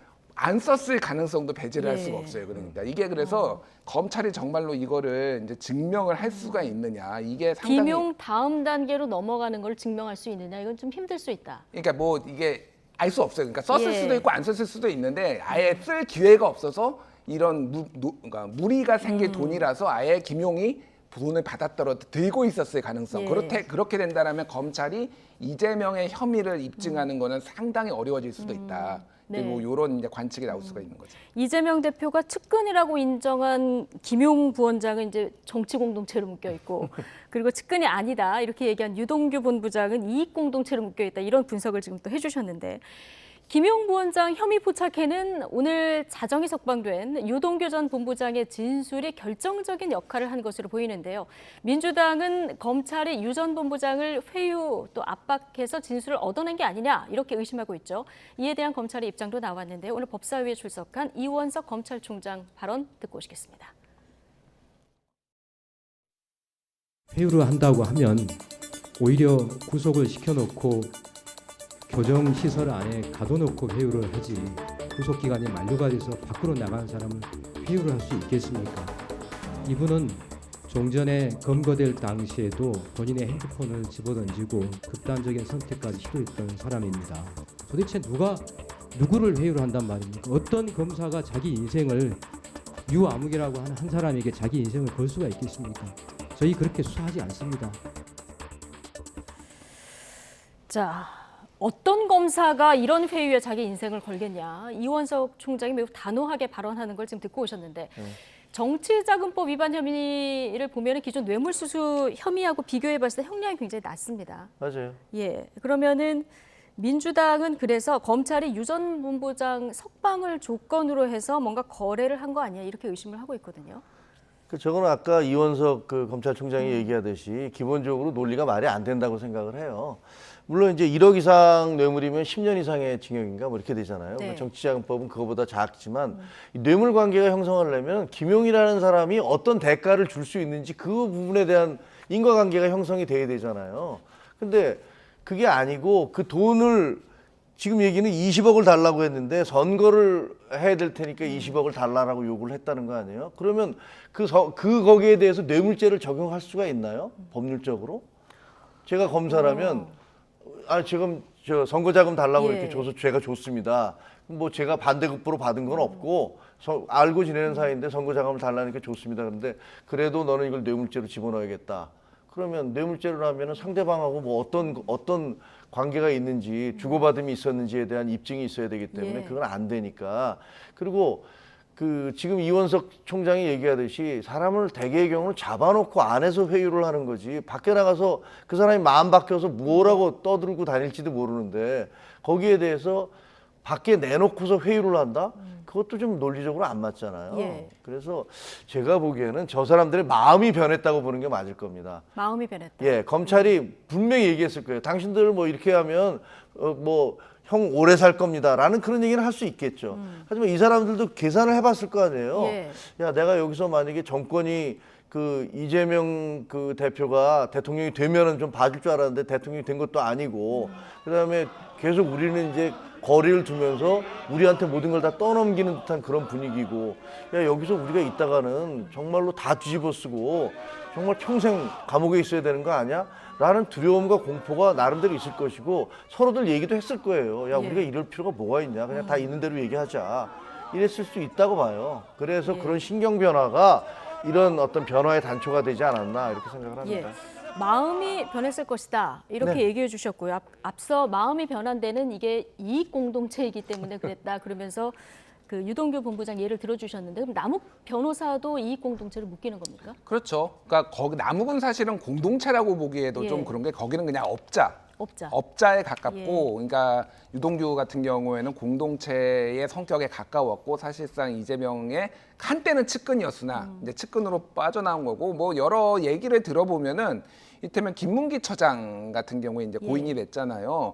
김문기 처장을 잘 모른다라고 한 것에 약간 충격을 먹었다 뭐 이런 얘기도 있어요. 그래서 언제든지 나도 버림을 받을 수 있구나 뭐 이런 것에 대한 좀 두려움도 하나가 있는 거고 또 하나는 아까 전에 말씀드렸듯이 이제 이게 회유라는 게 두 가지 분류가 있겠죠. 하나는 완전 조작해서 회유를 조작하라고 회유를 하는 게 있고 하나는 다 진술하라고 그동안 입을 다물었던 거를. 근데 이제 전자의 가능성은 거의 없고 지금 상황 정황을 봤을 때는 그러니까 입을 다물었을 때 뭐 김종인 비대위원님 말씀하셨지만은 너한테 불이익이 더 갈 것이다. 어떻게 할래? 예. 너 살아야지 이제 너도 처자식 있는데 그 정도 얘기는 했을 수 있다. 처자식은 아니라 뭐 어쨌든 뭐 있는데 어떻게 그 정도를 이제 회유라고 이제 볼 수 있을 것 같고요. 이게 원래 지금 이 구속이 이제 풀렸잖아요. 근데 이제 당초 예상은 다른 이유로 구속을 연장할 거다라는 얘기가 많았어요. 뭐 예. 위례 신도시 추가로 수사를 하면서 근데 검찰이 이렇게 풀어줬다라는 거는 오히려 이게 회유의 증거다. 뭐 이렇게 보시는 분들도 있는데 어쨌든 예. 그게 뭐 조작이 아닌 이상 그게 뭐 회유가 됐든 뭐가 됐든 뭐라고 할 만한 사안은 아닌 것 같습니다. 예. 어쨌든 뭐 마음이 변했는지 모르겠습니다. 유동규 전 본부장. 본인 스스로 주변에 폭탄 발언을 했다 이렇게 얘기를 하고 다닌다 이런 보도도 있었는데 네. 앞으로 지금 보면은 체포영장에 적신 내용들이 하나씩 뭐 나오고 있는데 네. 지금 2021년 지난해 있었던 거 말고도 그 외의 진술들도 있었던 이런 보도들도 조금씩 나오고 있거든요. 얼마나 입을 더 열지 이 부분도 좀 관심이 모아집니다. 일단 둑이 무너진 거잖아요. 네. 그 심리적 방어 기제가 해제가 된 건데 사실 관련자가 여러 명인 사건은 진실이 가려지기가 쉽지가 않아요. 왜냐면 검사가 수사를 할 때 A, B, C, D 서너 명을 하는데 이 사람이 이렇게 얘기하고 저 사람 저렇게 얘기하면 야, 너 네가 한 얘기하고 다르다. 뭐 이런 식으로 짜맞추기를 하기 시작하면은 그 죄수의 딜레마라는 게 있잖아요. 수인의 딜레마. 내가 얘기 안 하면은 제가 진실을 얘기하고 내가 얘기를 안 하면 내가 무지하게 형을 오래 살 수 있다라고 생각하면 사람들이 그런 불안감 때문에 예. 서로들 폭로하게 돼 있거든요. 그리고 그 감옥 안에 들어가면요, 그 절박함이라는 게, 야, 내가 이러다가 완전히 여기서 평생을 사는 거 아니야? 라는 그 두려움과 공포가 적지 않거든요. 그러다 보니까 여러 사람의 그 공범들이 있을 때는 여기저기서 구멍이 날 수밖에 없어요. 예. 그래서 결국은 둑이 무너지고 모든 것들이 다 드러날 수밖에 없는 상황인데 제가 보기엔 지금 그 임계점에서 둑이 무너지고 있다. 그게 유동규 씨의 발언이고 아마 유동규뿐만이 아니고 저러다 보면 남욱, 뭐 정민용 저기 관련된 결국은 김만배 이런 사람들까지 다 줄줄이 얘기할 수밖에 없을 것이다. 예. 그래서 결국은 진실은 드러날 것이다라고 생각을 합니다. 둑이 무너졌다 이런 표현을 쓰셨는데요. 검찰이 어제 민주연구원 사무실 압수수색에 나서긴 했는데 8시간 대체하고 결국은 이제 실패하고 돌아가지 않았습니까? 이미 제출하겠다고 박범계 의원이 얘기를 했는데 이거 안 받아들였고요. 오늘 뭐 좌고우면하지 않겠다 이런 입장문도 검찰이 또 한 번 냈습니다. 그러면 조만간 이 영장 집행하러 다시 갈 가능성이 큰데 민주당 반발은 더 거세질 텐데요. 그렇죠. 그래서 요거는 김용 부원장에 대한 수사하고 또 이 민주연구원 압수수색하고는 조금 결이 다른 것 같아요. 그리고 민주당 의원들이 받아들이는 것도 좀 다른 것 같습니다. 얘기를 들어보면 뭐냐면은 김용 부원장 뭐 수사할 수 있지. 남마이 비즈니스예요. 그러니까 매해가 관여할 바 아닌데 당사에 당사에 이제 민주연구원이 당사에 있으니까 8층에 그 검찰이 들어와 이거는 민주주의에 대한 위협으로 받아들여 분들이 상당히 있는 거예요. 게다가 뭐 이제 많이 언론 보도로 나왔지만은 지금 김용 민주연구원 부원장이 임명된 게 10월 11일입니다. 그래서 어제 기준으로 8일 됐어요. 8일. 그리고 실제 3번 왔고 3시간 머물렀다고 합니다. 그리고 거기에 민주연구원에는 부원장이 상근은 1명인데 그 비상근이라고 하죠. 비상근은 한 10명 됩니다. 근데 컴퓨터가 한 대 있는데요. 공용 컴퓨터예요. 다 같이 쓰는 거예요. 그러니까 그 10명이 와가지고. 그럼 이 컴퓨터를 그러니까 정상적이라면은 그러면 김용이 거기다가 숨겨놨겠냐라는 거죠. 다 같이 쓰는 컴퓨터에다가 그것도 지금 한 3시간밖에 안 왔는데 그러니까 그 전에는 당 바깥에 있었던 뭐 당원이긴 하지만은 당 바깥에서 다 이뤄진 일인데 이거는 그래서 검찰의 민주당 모욕죽이다. 그리고 이렇게 막아서는 모습을 보여줌으로써 이재명 지키기 위해 나서는 정당이다. 이런 거를 좀 연출하기 위해서 했다라고 강하게 의심을 하고 있고요. 저도 사실 그런 쪽에 좀 더 이제 무게가 실려 있습니다. 저도 그렇게 생각은 하고 있는데 그 부분에 있어서는 상당히 이제 격앙돼 있지만은 이제 언제까지 어떻게 막을 것이냐에 대해서는 민주당 의원들도 좀 점점 생각이 달라지지 않나 그렇게 보여집니다. 이건 저도 좀 얘기를 해야 될 것 같은데요. 왜냐하면 그 민주당에서는 이게 사상 유례 없는 정치 탄압이다 이렇게 말씀을 하시는데 노무현 정부 때 2006년도에 그 강서구 염창동에 있는 한나라당 중앙당사에 그때 그 충남 지역에 있는 당원들 모집이 불법으로 이루어졌다라면서 검찰이 수사관을 보내서 압수수색을 한 적이 있어요. 근데 그때 보여줬어요. 자료를 보여줬는데 그걸 가져가겠다고 하니까 야간 압수수색 영장이 없는데 이걸 왜 가져가느냐. 주는 건 못 주겠다라고 얘기를 해서 열람만 하고 갔단 말이에요. 1차로. 그다음에 최고회의를 열어서 그래도 수사에는 협조를 해야 된다라고 해서 그 자료를 충남으로 보냈어요. 그래서 충남에 와서 검찰이 압수수색을 해서 가져간 적이 있단 말이에요. 그러니까 한나라당에 대해서는 그렇게 한 적이 있어요. 이게 그리고 사상 처음은 아니군요. 전혀 처음이 아니죠. 그리고 그 정당 당사뿐만이 아니고요. 아시다시피 청와대도 압수수색을 했고 국정원도 압수수색을 하고 검찰청사도 압수수색을 하고 국방부도 하고 언론사도 하고 그다음에 일반 기업들도 하고 보통 국민들도 합니다. 근데 여기 중앙당사는 민주당의 심장이니까 들어갈 수가 없다. 그러면 청와대, 국방부, 국정원, 검찰, 뭐 언론사 심장이 없어서 압수수색을 당합니까? 그러니까 그렇게 얘기하는 것은 그 법치주의에 대한 저는 파괴라고 생각을 하고요. 저것이 정당화될 수 있을까요? 그리고 김용 씨가 갖고 있는 뭐 며칠밖에 나오지 않았다. 솔직히 그것도 믿을 수 없거니와 그다음에 거기에 있는 그 자료 컴퓨터에 법원에서 영장을 발부해 준 것은 뭔가 그런 만한 이유가 있으니까 발부해 줬을 거 아닙니까? 그렇게 자신이 있다면 들어와서 봐라. 우리 아무것도 없다. 이렇게 얘기하면 될 거 아니에요? 그러니까 실익면에서 사실 근무한 지 얼마 안 됐기 때문에 이걸 압수수색하는 게 무슨 실익이 있느냐 이게 민주당 주장이지만 뭔가 법안이 영장을 발부해 준다는 이유가 있다 이렇게 보시는 거예요. 그럼요. 그렇지 않으면 왜 발부하겠습니까? 그리고 어떻게 보면 만약에 지금 선거 자금으로 흘러 들어갔다면 거기에 고리가 있는 거잖아요. 어쨌든 그분이 당과 연결되는 고리가 그 안에 있을 거라고 아마 법원도 판단을 했을 거라고 생각합니다. 그러니까 발부해 줬을 텐데 그걸 막고 있는 거는 오히려 왜 저렇게 결사적으로 막지? 그건 무슨 당사도 아니고 거기에 그 부원장실에 들어가서 그 개인의 것들을 보겠다고 그러는데 왜 당이 총동원돼서 저렇게 막을까 하는 의구심만을 자꾸 크게 만드는 거거든요. 저거는 민주당이 이길 수 없는 싸움이에요. 자, 그나저나 어제 현장에서요.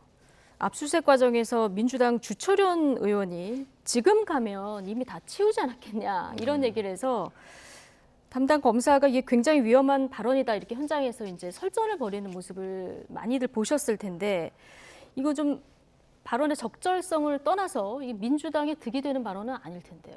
검사 출신이거든요. 예. 주철현 의원이. 그래서 너무 잘 아니까 이런 상황에서는 다 치워놓거나 뭐 네. 선제적으로 대응을 할 것이다라고 얘기를 한 것 같아요. 근데 이제 이게 증거인멸로 비춰질 수 있잖아요. 사실 그래서 예. 상당히 이제 부적절했다. 저도 그렇게 봅니다. 뭐 이거는 별로 이제 뭐 옹호하고 싶은 생각은 없는데 다만 이제 실익이 없다라는 거를 강조하기 위해서 이거 자체가 조금 부당하다라고 이제 하기 위해서 한 것 같고 아까 전에 뭐 김종혁 위원님이 말씀하신 거 대체적으로 동의합니다. 그런데 말씀드렸지만은 그거는 청와대도 뭐 이를테면 국정원도 그 내부에서 실제 그때 일어났던 일 때문에 거기를 압수수색한 거고 이거는 민주당 입장에서는 바깥에서 있었던 거거든요. 물론 이제 대선 캠프지만은 당사 안에 그렇게 있었던 건 아니기 때문에 자금 관리도 개인적으로 이렇게 했다라는 걸로 지금 추정이 되기 때문에 그래서 좀 격하게 반응을 하는 것 같아요. 그래서 이 부분은 조금 검찰하고 조정이 있어야 될 것 같은데 지금 뭐 검찰이 뭐 모르겠습니다. 윤석열 대통령의 지시를 받는지 안 받는지 모르겠습니다만 일사불란하게 이렇게 움직이는 걸로 봐서는 뭐 이게 타협의 여지가 있을까 잘 모르겠네요. 예. 예. 자, 민주당은 어쨌든 강력히 반발하고 있고요. 어제까지 침묵으로 일관하던 이재명 대표도 오늘은 직접 입장 표명에 나섰습니다. 어떤 메시지를 냈는지 이 얘기 직접 듣고 오시죠. 정권이 바뀌고 검찰 수사진이 바뀌니까 말이 바뀌었습니다. 대선 자금 운운하는데 불법 자금은 이론 본 일도 쓴 일도 없습니다. 김용 부원장은 오랫동안 믿고 함께 했던 사람인데 저는 여전히 그의 결백함을 믿습니다. 네, 고맙습니다. 부원장의 금전 거래금 사실이 아니라고 보시는 겁니까? 화무 11홍이라 했습니다. 달도 차면 기우는 법입니다. 영원한 권력이 어디 있겠습니까? 칼로 흥한 사람 칼로 망한다 라는 말도 기억해야 합니다. 대선 때 불법 자금 1원도 쓴 일이 없다 이렇게 강하게 얘기를 했고 특히 과거 내부 녹취록 언급하면서 지금 검찰 진술이 바뀌었다 이렇게 얘기했는데 지금 쭉 들어보신 녹취 중에서 특히 주목되는 발언이 그의 결백함을 믿습니다. 여기에 대해서 여러 해석이 나오더라고요. 어떻게 들으셨습니까? 저는 저게 아주 자가당착의 모순적인 발언을 했다고 생각을 해요. 예. 왜냐하면 그 다음에 기자가 물어보잖아요. 그럼 금전거래는 없었다고 생각하십니까? 네. 아무 얘기도 안 해요. 그럼 보세요. 만약에 정말로 결백하다고 믿는다면 금전거래 없었다고 생각합니다. 이렇게 얘기해야지 결백한 거죠. 근데 금전거래 있었다는 부분에 대해서는 증거가 너무 명백한 것 같으니까 그거에 대해서는 부인을 못해. 근데 그 사람은 결백하다고 믿는다. 그럼 그게 무슨 말일까요? 그분이 만약에 돈을 받았는데 결백하다면 자기가 쓰지 않고 자기의 주군인 이재명 대표를 위해서 썼으면 그 사람은 결백한 거예요. 왜? 나는 나를 위해 쓴 게 아닙니다.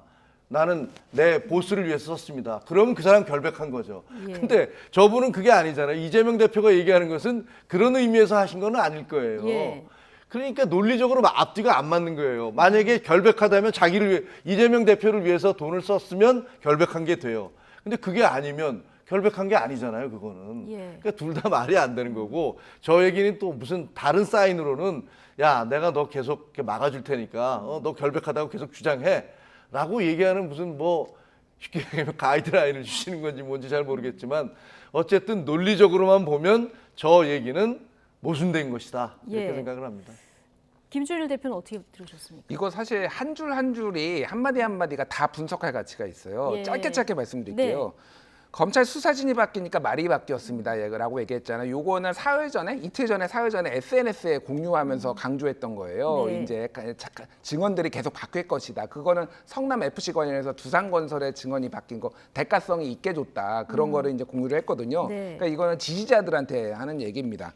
그리고 1원 본 일도 쓴 일도 없습니다라고 얘기를 했잖아요. 요거는 작년 9월 18일에 1원이라도 받았으면 난 정계 은퇴하겠다 그때 얘기했거든요. 그거 같은 맥락인데 중요한 거는 받은 일도 없습니다는 아니고 본 적도 없고 쓴 적도 없다라는 거예요. 이거는 대선 자금으로 쓰이지 않았다라는 겁니다. 그러니까 이거를 강조한 거예요. 그러니까 받은 일이 없다가 아니라 본 예. 적도 없고 쓴 적도 없다. 예. 이 부분을 주목하신다. 이게 그러니까 예. 만약에 김용 씨가 받은 게 정황이 드러나도 거기에서의 일종의 방화벽을 하나 쳐놨다라고 예. 이제 이 해석을 이해를 하시면 될 것 같고 그에 결백하면 믿습니다라는 경우에는 뭐 김준영 위원님 말씀하셨지만 여러 해석이 있지만은 내가 믿고 있으니 버텨 뭐 국민의힘 쪽에서는 주로 그렇게 해석을 하시더라고요. 예. 예, 뭐 저는 더 첨언하지 않겠습니다. 알겠습니다. 근데 검찰이 지금 남욱 변호사에서 시작해서 김용 부원장을 거쳐서 이재명 대표에게까지 간 것으로 의심하고 있다고 하지만 지금 김용 부원장한테 가는 것까지도 증명을 해야 되는 상황 아니겠습니까? 그럼요.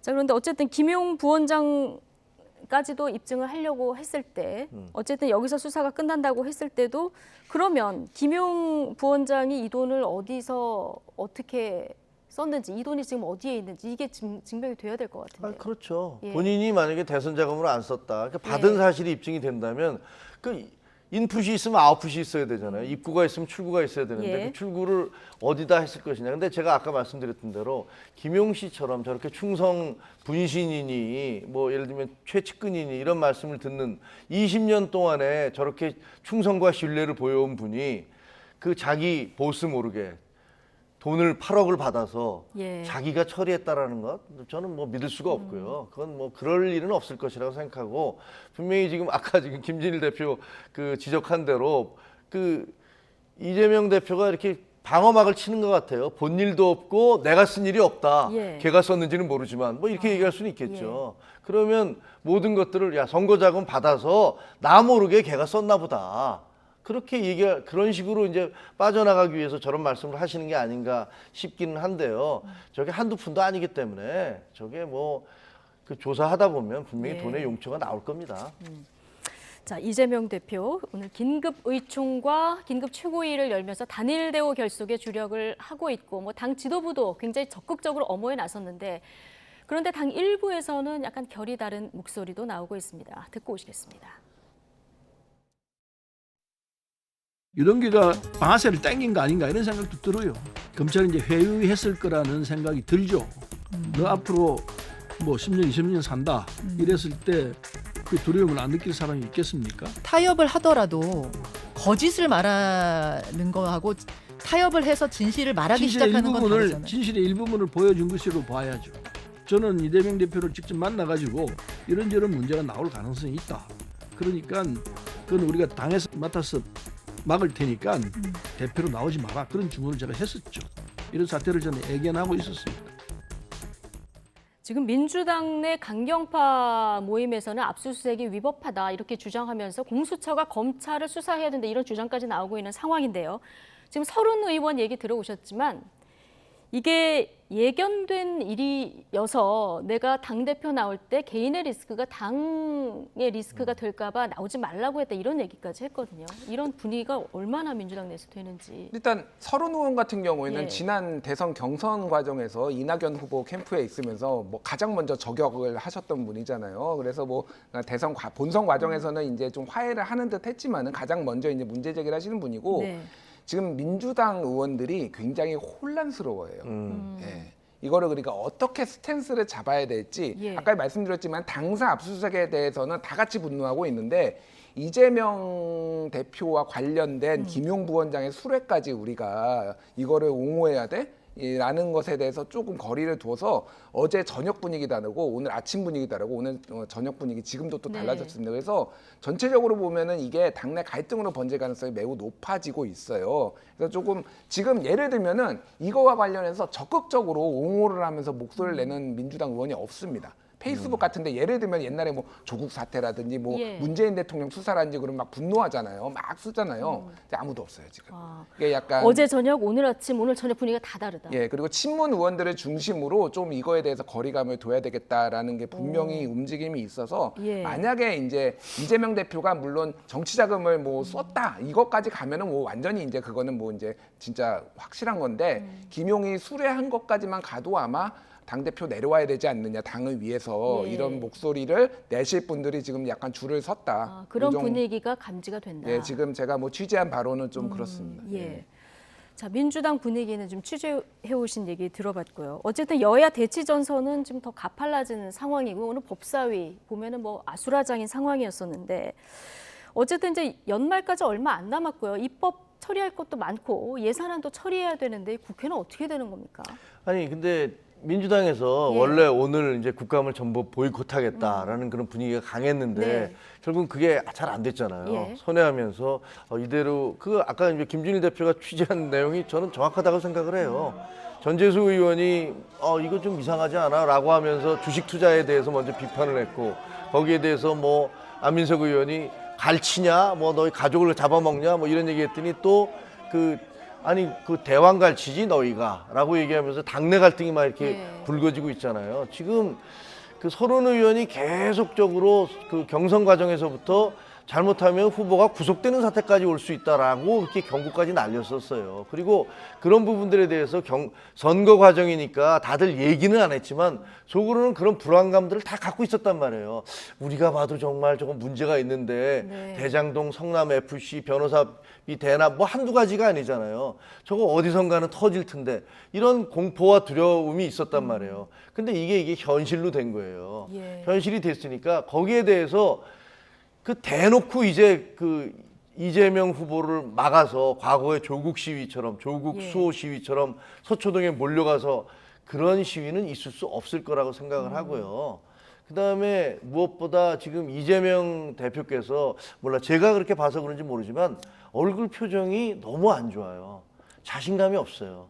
만약에 저게 조금이라도 이재명 그 대표의 그동안의 어떤 그 반응 양식이나 이런 걸, 양태나 이런 걸 보면 만약에 저게 조금이라도 사실이 아니면 절대로 저렇게 간단하게 있으실 분이 아니거든요.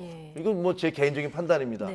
그런데 지금 보면 뭔가 지금 얼굴색이 굉장히 안 좋으시고 그리고 주저주저하는 표현이 있고 말도 잘 대꾸도 안 하고 기자들이 물어도 답도 안 하고 이런 것이 뭐겠어요. 그건 같이 있는 분들이 다 느낀단 말이에요.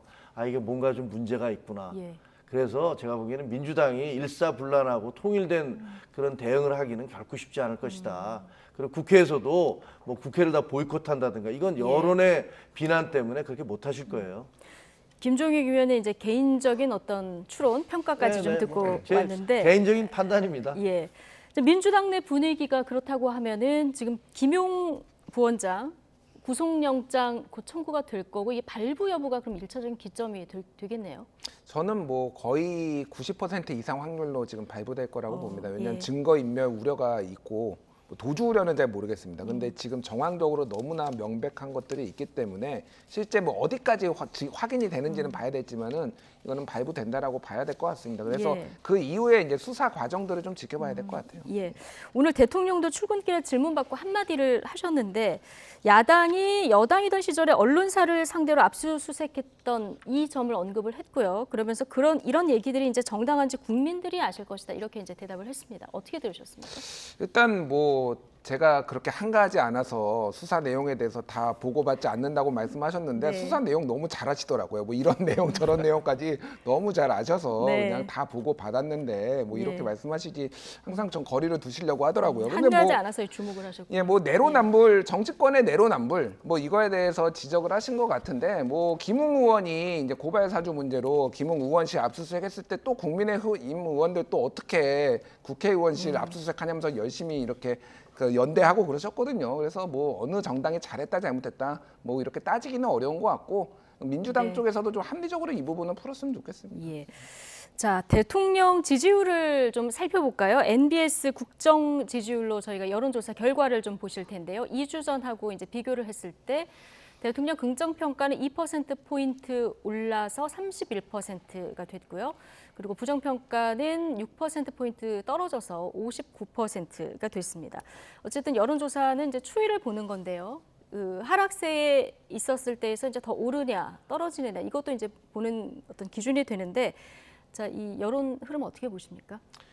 아니, 이제 약간 그 북한에서 계속 핵 위기를 고조시키고 있지 않습니까? 그리고 뭐 방사포도 쏘고 미사일도 계속 쏴대고 있기 때문에 아마 그런 부분에 있어서 그 굉장히 국민들의 불안감 예. 이런 것들이 지도자를 중심으로 뭉쳐야 된다라는 그런 반응으로 나타났을 거예요. 근데 그런 위기 상황의 크기에 비하면 저 지지도 상승은 그렇게 높지 않아서 사실 뭐 저희 입장에서는 그 국민의 입장에서는 조금 더 올라가야 되는데라는 이 정도 그런 그럼 위기였으면 사실 더 올라갔어야 된다. 예, 더 올라갔어야 된다고 생각을 합니다. 그런데 앞으로는 그동안에 이 대통령 지지도가 그 문제가 되거나 떨어진 것들은 사실은 본질적인 부분은 아니었어요. 본질적인 문제가 있어서 예를 들면 정말로 동맹 외교가 문제가 예. 있다라든가 뭐 경제에 있어서 큰 실책을 저질렀다라든가 이번에 이제 영국의 트러스 총리처럼 네. 뭐 전혀 국민의 그 생각과 다른 방향으로 정책을 폈다든가 이런 게 아니었거든요. 단지 무슨 뭐 영국에 가서 외교 결례를 했느냐, 무슨 뭐 미국에 가서 어떻게 했느냐라는 어떻게 보면 굉장히 인상 비평적인 그런 일들로 인해서 대통령에 대한 이미지가 훼손된 거였단 말이에요. 그래서 저는 그게 그렇게 오래 가리라고는 생각하지 않고요. 예. 대통령 지지도도 결국은 이런 어떤 국가적인 위기나 난제 이런 것들을 중심으로 대통령을 중심으로 뭉쳐야 된다라는 네. 그런 위기의식도 생겨날 것이고 또 경제 부분에 대해서도 이제 그 대통령이 다음에 비상경제대책회의를 같이 하겠다라고 이렇게 얘기를 하셨으니까 그럼 이걸 또 생중계하겠다고 했거든요. 이거 네네. 윤석열 대통령 아이디어라고 하는데 이런 건 좀 도움이 될까요? 그런 것들이 다 국민들에게 아 역시 우리가 대통령을 중심으로 예. 해서 이 위기를 극복해야겠다라는 쪽으로 작동하지 않을까라는 희망을 갖고 있습니다. 네. 자, 김준일 대표께는 국민의힘 차기 당대표 적합도 이 부분을 좀 질문을 드리겠습니다. 네. 유승민 전 의원, 이게 여론조사를 신뢰할 수 있느냐 없느냐 뭐 국민의힘 내에서 말이 많았습니다만은 NBS 여론조사는 저희가 공식적으로 많이 다루는 여론조사고요. 2주에 한 번씩 4개 기관이 이제 합동으로 하는 여론조사입니다. 예. 근데 국민 전체를 대상으로 했을 때 유승민 의원이 26%로 상당히 높고요.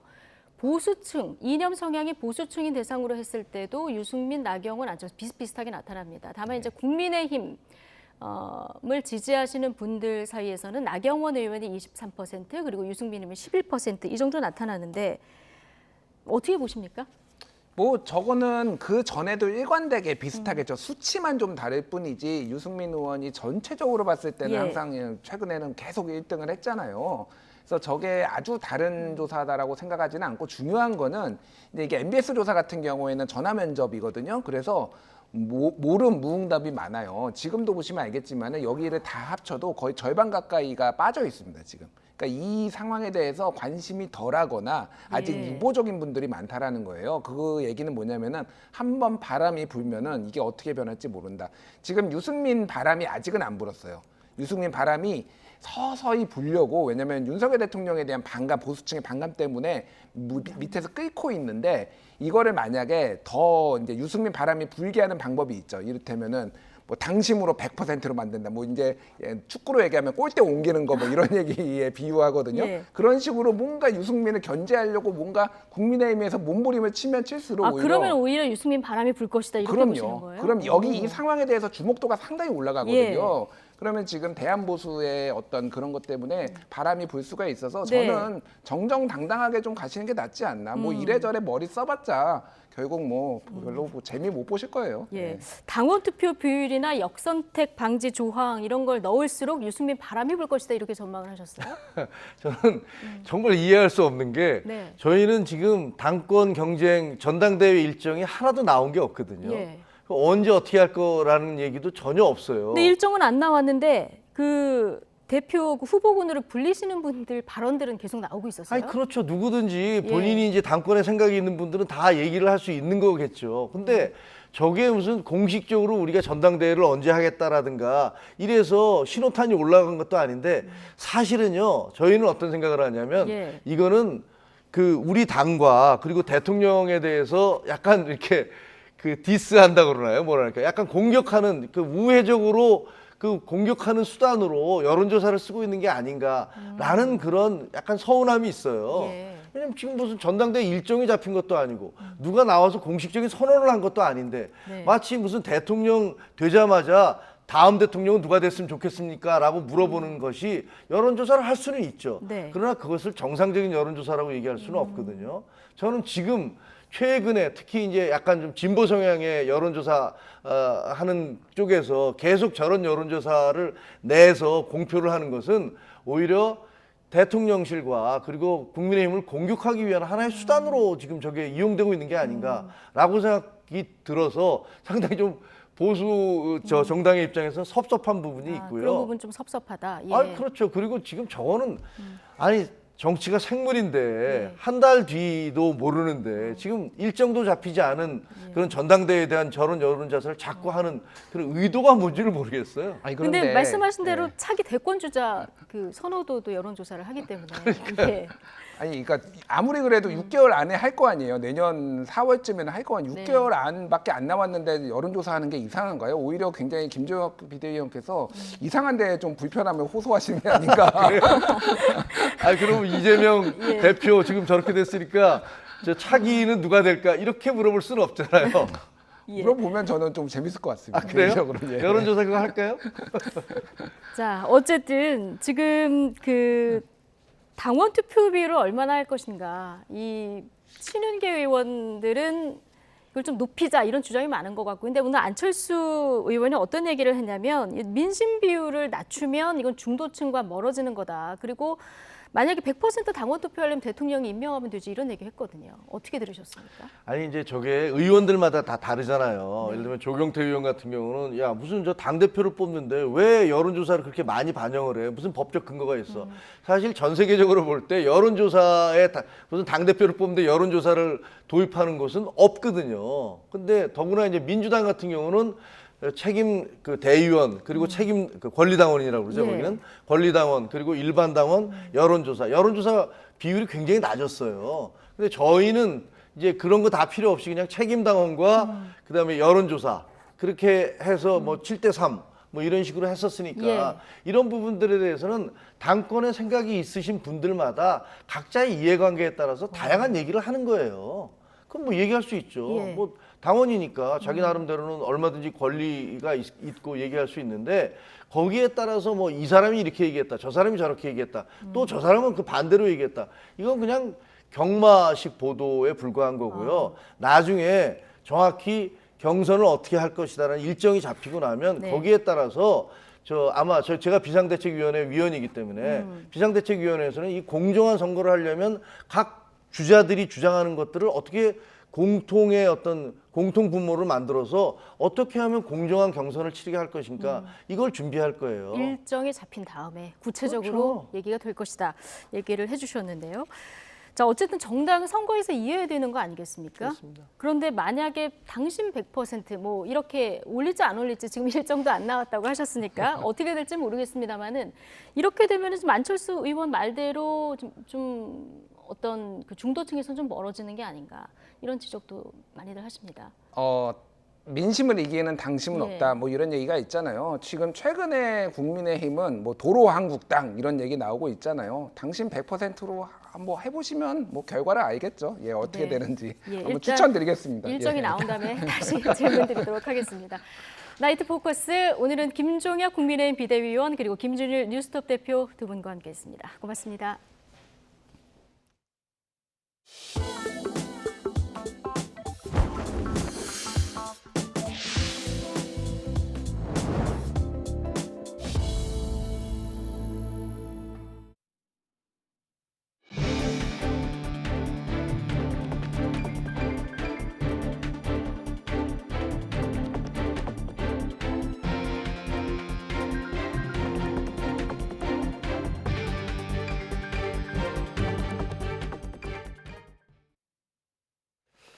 영국은 물론 세계 금융시장에 큰 혼란을 일으켰던 감세한 발표로 극심한 후폭풍에 시달려왔던 리즈 트러스 영국 총리가 사임했습니다. 임명된 지 불과 45일 만에 이 총리직에서 물러나면서 영국 역사상 최단명 총리라는 오명을 남기게 됐습니다. 자, 취재기자 연결해서 자세한 소식 들어보겠습니다. 이종수 기자. 네, 국제부입니다. 네, 이 최측근인 재무장관 등이 사퇴를 하면서 최근에 크게 흔들렸는데 결국에는 사임을 했군요.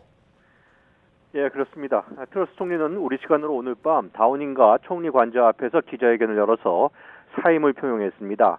트러스 총리는 다음 주 후임자가 결정될 때까지 총리직에 머물겠다고 말을 했습니다. 직접 들어보시겠습니다. I recognise, though, given the situation, I cannot deliver the mandate on which I was elected by the Conservative Party. I have therefore spoken to His Majesty the King to notify him that I am resigning as leader of the Conservative Party. 네, 이 트러스 총리의 사퇴, 그러니까 영국과 세계 금융시장을 흔들어 놨던 감세한 후폭풍 때문이라고 봐야 되나요? 예, 그렇습니다. 트러스 총리는 지난달 23일 줄어드는 세수에 따른 구체적 대책 없이 대규모 감세안만을 발표해서 금융시장 대혼란을 자초했습니다. 재원 마련을 위해서 국채 발행이 급증할 것이란 전망에 영국 국채 가격이 급락했고요. 파운드화 가치는 한때 역대 최저순으로 떨어졌습니다. 이러면서 감세 정책 혼선의 책임을 물어서 임명한 지 38일 만에 재무장관을 경질해 정책 실패를 자인했습니다. 그래도 야당은 물론 보수당에서조차 반발이 가라앉지 않자 어제는 정치적 동지였던 수엘라 브레이버먼 내무장관도 물러났고요. 결국 트러스 총리 자신도 사퇴하기에 이르렀습니다. 지난달 6일 취임한 트러스 총리는 취임 45일 만에 사임함으로써 영국 역사상 최단명 총리라는 오명을 갖게 됐습니다. 영국에서 집권 1년도 안 된 총리 교체는 이례적입니다. 지금까지 최단명 총리는 19세기 초반 조지 캐닝으로 취임 119일 만에 사망한 경우였습니다. 트러스 총리는 보수당의 상징 마거릿 대처 전 총리를 추앙하면서 철의 여인을 꿈꿨지만 감세 정책 실패만으로 허망하게 권좌에서 물러났습니다. 지금까지 국제부에서 전해드렸습니다. 윤석열 대통령 퇴진 촛불 집회에 참석을 하면 봉사활동 시간을 인정해준다는 가짜 뉴스가 퍼져 소동이 벌어졌습니다. 다음 달 5일 대통령 퇴진을 요구하는 중고등학생 촛불 집회를 홍보하는 이 포스터에는 학생들이 집회에 참여하면 봉사활동 시간을 인정해준다고 적혀 있어 논란이 빚어졌습니다. 서울시 교육청은 항의 전화가 빗발치자 정치적 목적을 가진 단체는 봉사활동 인정기관이 아니며 봉사활동 인정기관에서 주관하는 활동이라도 정치 집회 등은 봉사활동 취지에서 벗어나기 때문에 인정되지 않는다는 공문을 각 학교에 내려보냈습니다. 또한 해당 안내문이 유포된 것과 관련해서 경찰에 수사를 요청한 상황입니다. 윤석열 대통령이 더불어민주당이 상임위를 통과시킨 양곡관리법에 대해서 농업재정 낭비라며 국회에 심도 있는 논의를 주문했습니다. 민주당은 이러한 윤 대통령의 발언이 거짓 주장이라며 강력 반발했습니다. 박서경 기자의 보도입니다. 출근길 기자들과 만난 윤석열 대통령은 전날 국회 상임위를 통과한 양곡관리법에 대해 먼저 언급했습니다.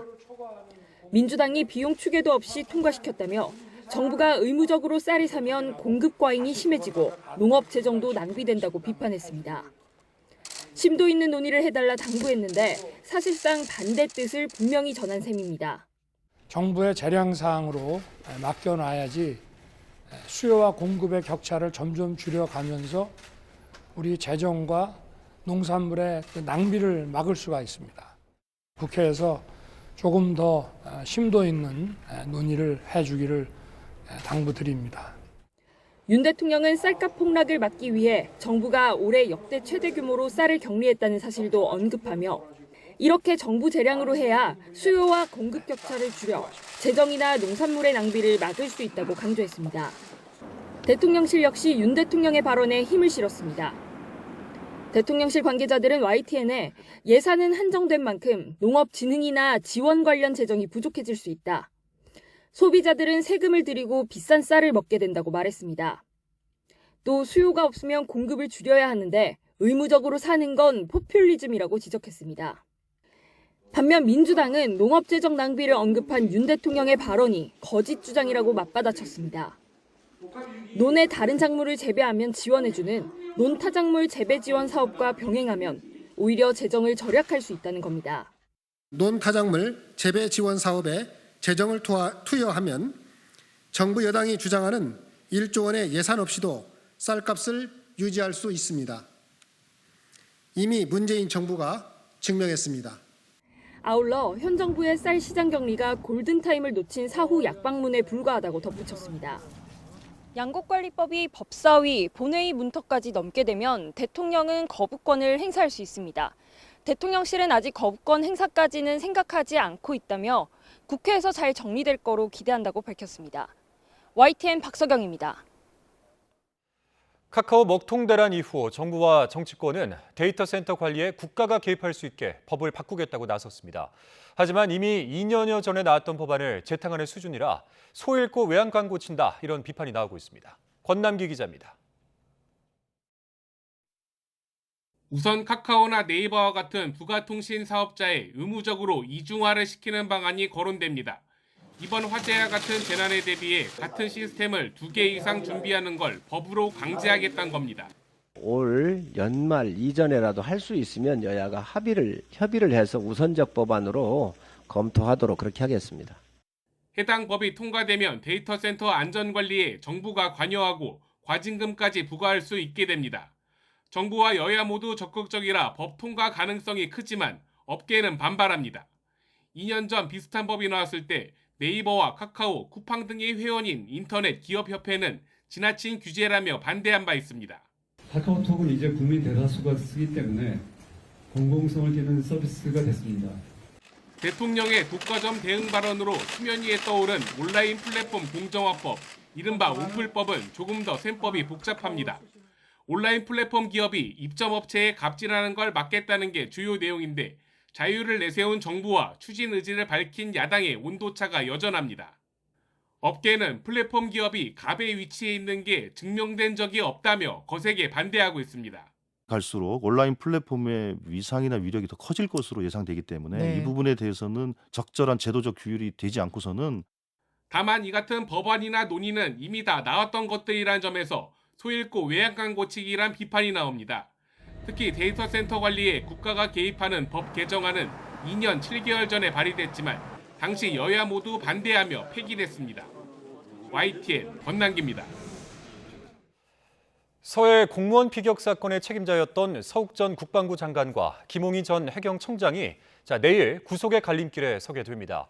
자진월북이 아닌 걸 알고도 직권을 남용해서 허위 공문서를 쓰게 했는지 등이 핵심 쟁점이 될 것으로 보입니다. 한동호 기자입니다. 서욱 전 국방부 장관의 혐의는 직권남용과 허위 공문서 작성 등입니다.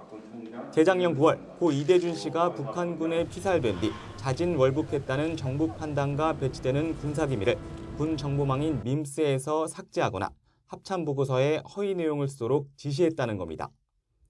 피살 이튿날 관계장관 회의가 열린 뒤 서 전 장관 지시로 밈스에서 군 첩보 관련 보고서 60건이 무더기로 삭제됐다는 게 감사원 감사 결과입니다. 김홍희 전 해양경찰청장은 이 씨 사건 당시 해경 총책임자로 직권남용과 허위 공문서 작성 혐의와 함께 현실 도피 목적으로 월북했다는 수사 결과 발표로 사자의 명예를 훼손했다는 혐의도 받습니다. 특히 이 씨 발견 당시 한자가 적힌 구명조끼를 입고 있었다는 보고를 받고도 나는 안 본 걸로 할게라고 말했다는 해경 관계자 진술도 나왔습니다. 검찰 관계자는 국가기관들이 헌법과 법령에서 정한 절차에 따라 국민을 위해 국가가 할 의무를 제대로 수행했는지 과연 국가는 무엇인가라는 의미 있는 사건이라고 강조했습니다.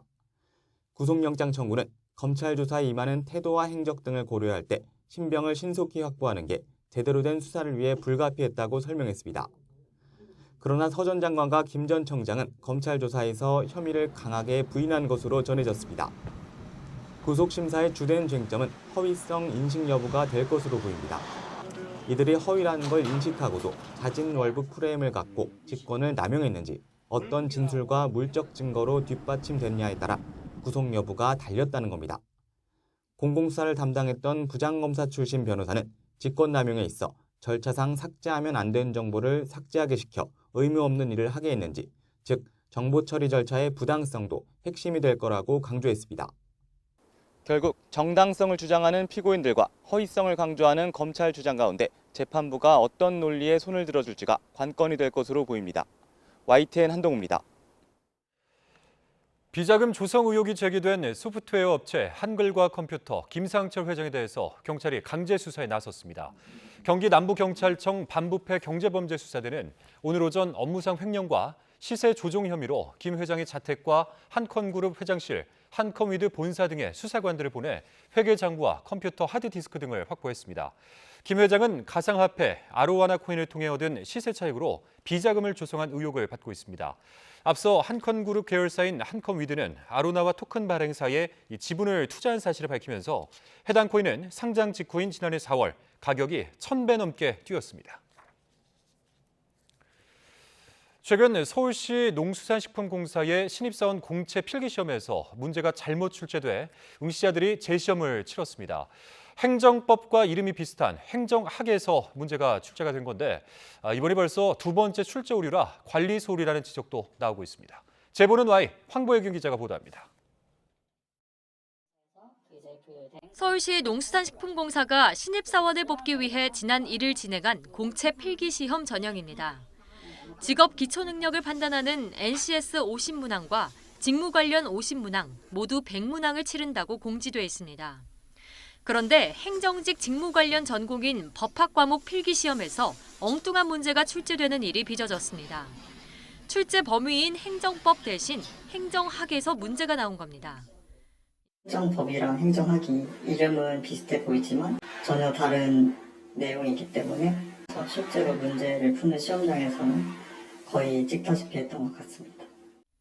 수험생들은 경영학이나 토목공학 등 다른 전공 과목에서도 출제 범위에서 벗어난 문제가 여럿 발견됐다고 주장했습니다. 제가 지금까지 시험을 많이 봤었는데 첫 페이지를 펼쳤을 때부터 이게 경영학이 맞나 싶을 정도로 굉장히 좀 이제 당황스러웠고요. 토목공이나 행정학 그리고 법학까지 다른 수험생들도 비슷한 이제 의견을 많이 갖고 있어서 공사 측은 법학 과목에서 출제 대행사의 오류를 인정하고 일주일 뒤 재시험을 치렀습니다. 하지만 다른 과목들은 출제 범위에서 벗어나지 않는다며 이의를 받아들이지 않았습니다. 응시자들은 계속해서 의혹을 제기했지만 시험 뒤 문제지를 걷어가고 공개하지 않아 외부에서 직접 검증할 방법은 없습니다. 필기가 60%라 굉장히 비중이 큰데 이러한 출제 오류가 다시 한번 반복되고 있다는 점에 대해서 수험생들이 굉장히 민감하게 받아들이고 있고 굉장히 분노하고 있는 상황입니다. 서울시 농수산식품공사의 공채 필기시험을 둘러싼 잡음은 이번이 처음이 아닙니다. 지난 2016년엔 당시 출제 대행사가 기술직 전기 분야 필기문항 전체를 2011년도 전기기사 검정시험에서 그대로 가져와 베끼기 논란이 일었습니다. 공사가 대행사의 출제를 맡기고 기본적인 검수조차 하지 않는다는 비판이 나오는 이유입니다. 이에 대해 공사 측은 채용 비리를 막기 위한 국민권익위원회 권고에 따라 문제 출제부터 검수까지 대행사에 위탁하는 구조라고 해명했습니다. 그러면서 재발 방지를 위해 공사 직원이 문제를 최종 검수하는 방안 등을 검토하고 있다고 설명했습니다. 상대적으로 규모가 작은 공공기관 채용엔 경쟁 입찰에 참여하는 대행사도 소규모 업체들이라 관리에 허점이 많다는 지적도 나옵니다. 반복되는 시험 출제 오류는 채용 공정성 문제를 야기합니다. 공공기관에서 공정성을 높이기 위해 좀 더 전문성 있는 대형 업체를 선정해야 하는데 예산의 한계로 그렇지 못하는 측면도 있습니다. 결국 대행사에 따라 출제 범위와 문제 유형이 오락가락하면 공채 과정의 신뢰성이 흔들릴 수밖에 없는 만큼 명확한 출제 기준과 검수 과정이 필요하다는 지적이 커지고 있습니다. YTN 황보혜경입니다. 아시아의 기축통화로 꼽히는 일본 엔화와 중국 위안화의 가치가 각각 달러 대비 32년과 14년 만에 최저로 무너지면서 1997년과 비슷한 아시아 외환 위기가 재현될 수 있다는 우려가 커지고 있습니다. 오늘 오후 도쿄 외환 시장에서는 심리적 저항성인 엔달러 환율이 거품 경제 후반기였던 1990년 8월 이후 32년 만에 처음으로 한때 150엔대를 돌파했습니다. 중국 영내 위안 달러 환율도 7.2279 위안으로 글로벌 금융위기 때인 2008년 이후 14년여 만에 최저로 떨어졌습니다.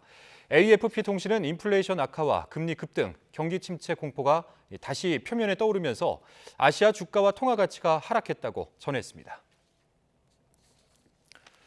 러시아군이 헤르손을 포함한 우크라이나 남부 지역에서 대대적인 철수를 고려하는 것 같다고 영국 국방부가 밝혔습니다. 영국 국방부는 트위터에 게재한 우크라이나 전황 설명에서 최근 세르게이 수로비킨 러시아군 사령관이 헤르손의 전황이 어렵다고 말한 것을 근거로 이같이 평가했습니다. 영국 국방부는 스로비킨 사령관의 이런 이례적인 언급이 러시아가 드니프로강 서쪽 지역에서 대대적인 철수를 심각하게 고려 중임을 시사한다고 분석했습니다. 아울러 러시아군의 철수 작전에서 핵심 문제는 병력과 군 장비를 드니프로강 건너로 질서정연하게 빼내는 일이 될 것이라고 예상했습니다.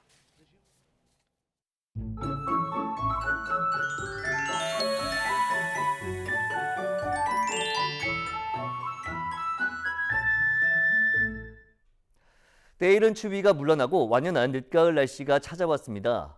내일도 선선함이 감돌며 가을을 만끽하기 좋을 것으로 보이는데 우선 서울 아침 기온이 9도, 대구 7도로 아침 공기도 오늘보다 조금 부드러워지겠고 낮 기온은 서울 19도, 대구 21도로 오늘과 비슷한 수준을 보이겠습니다.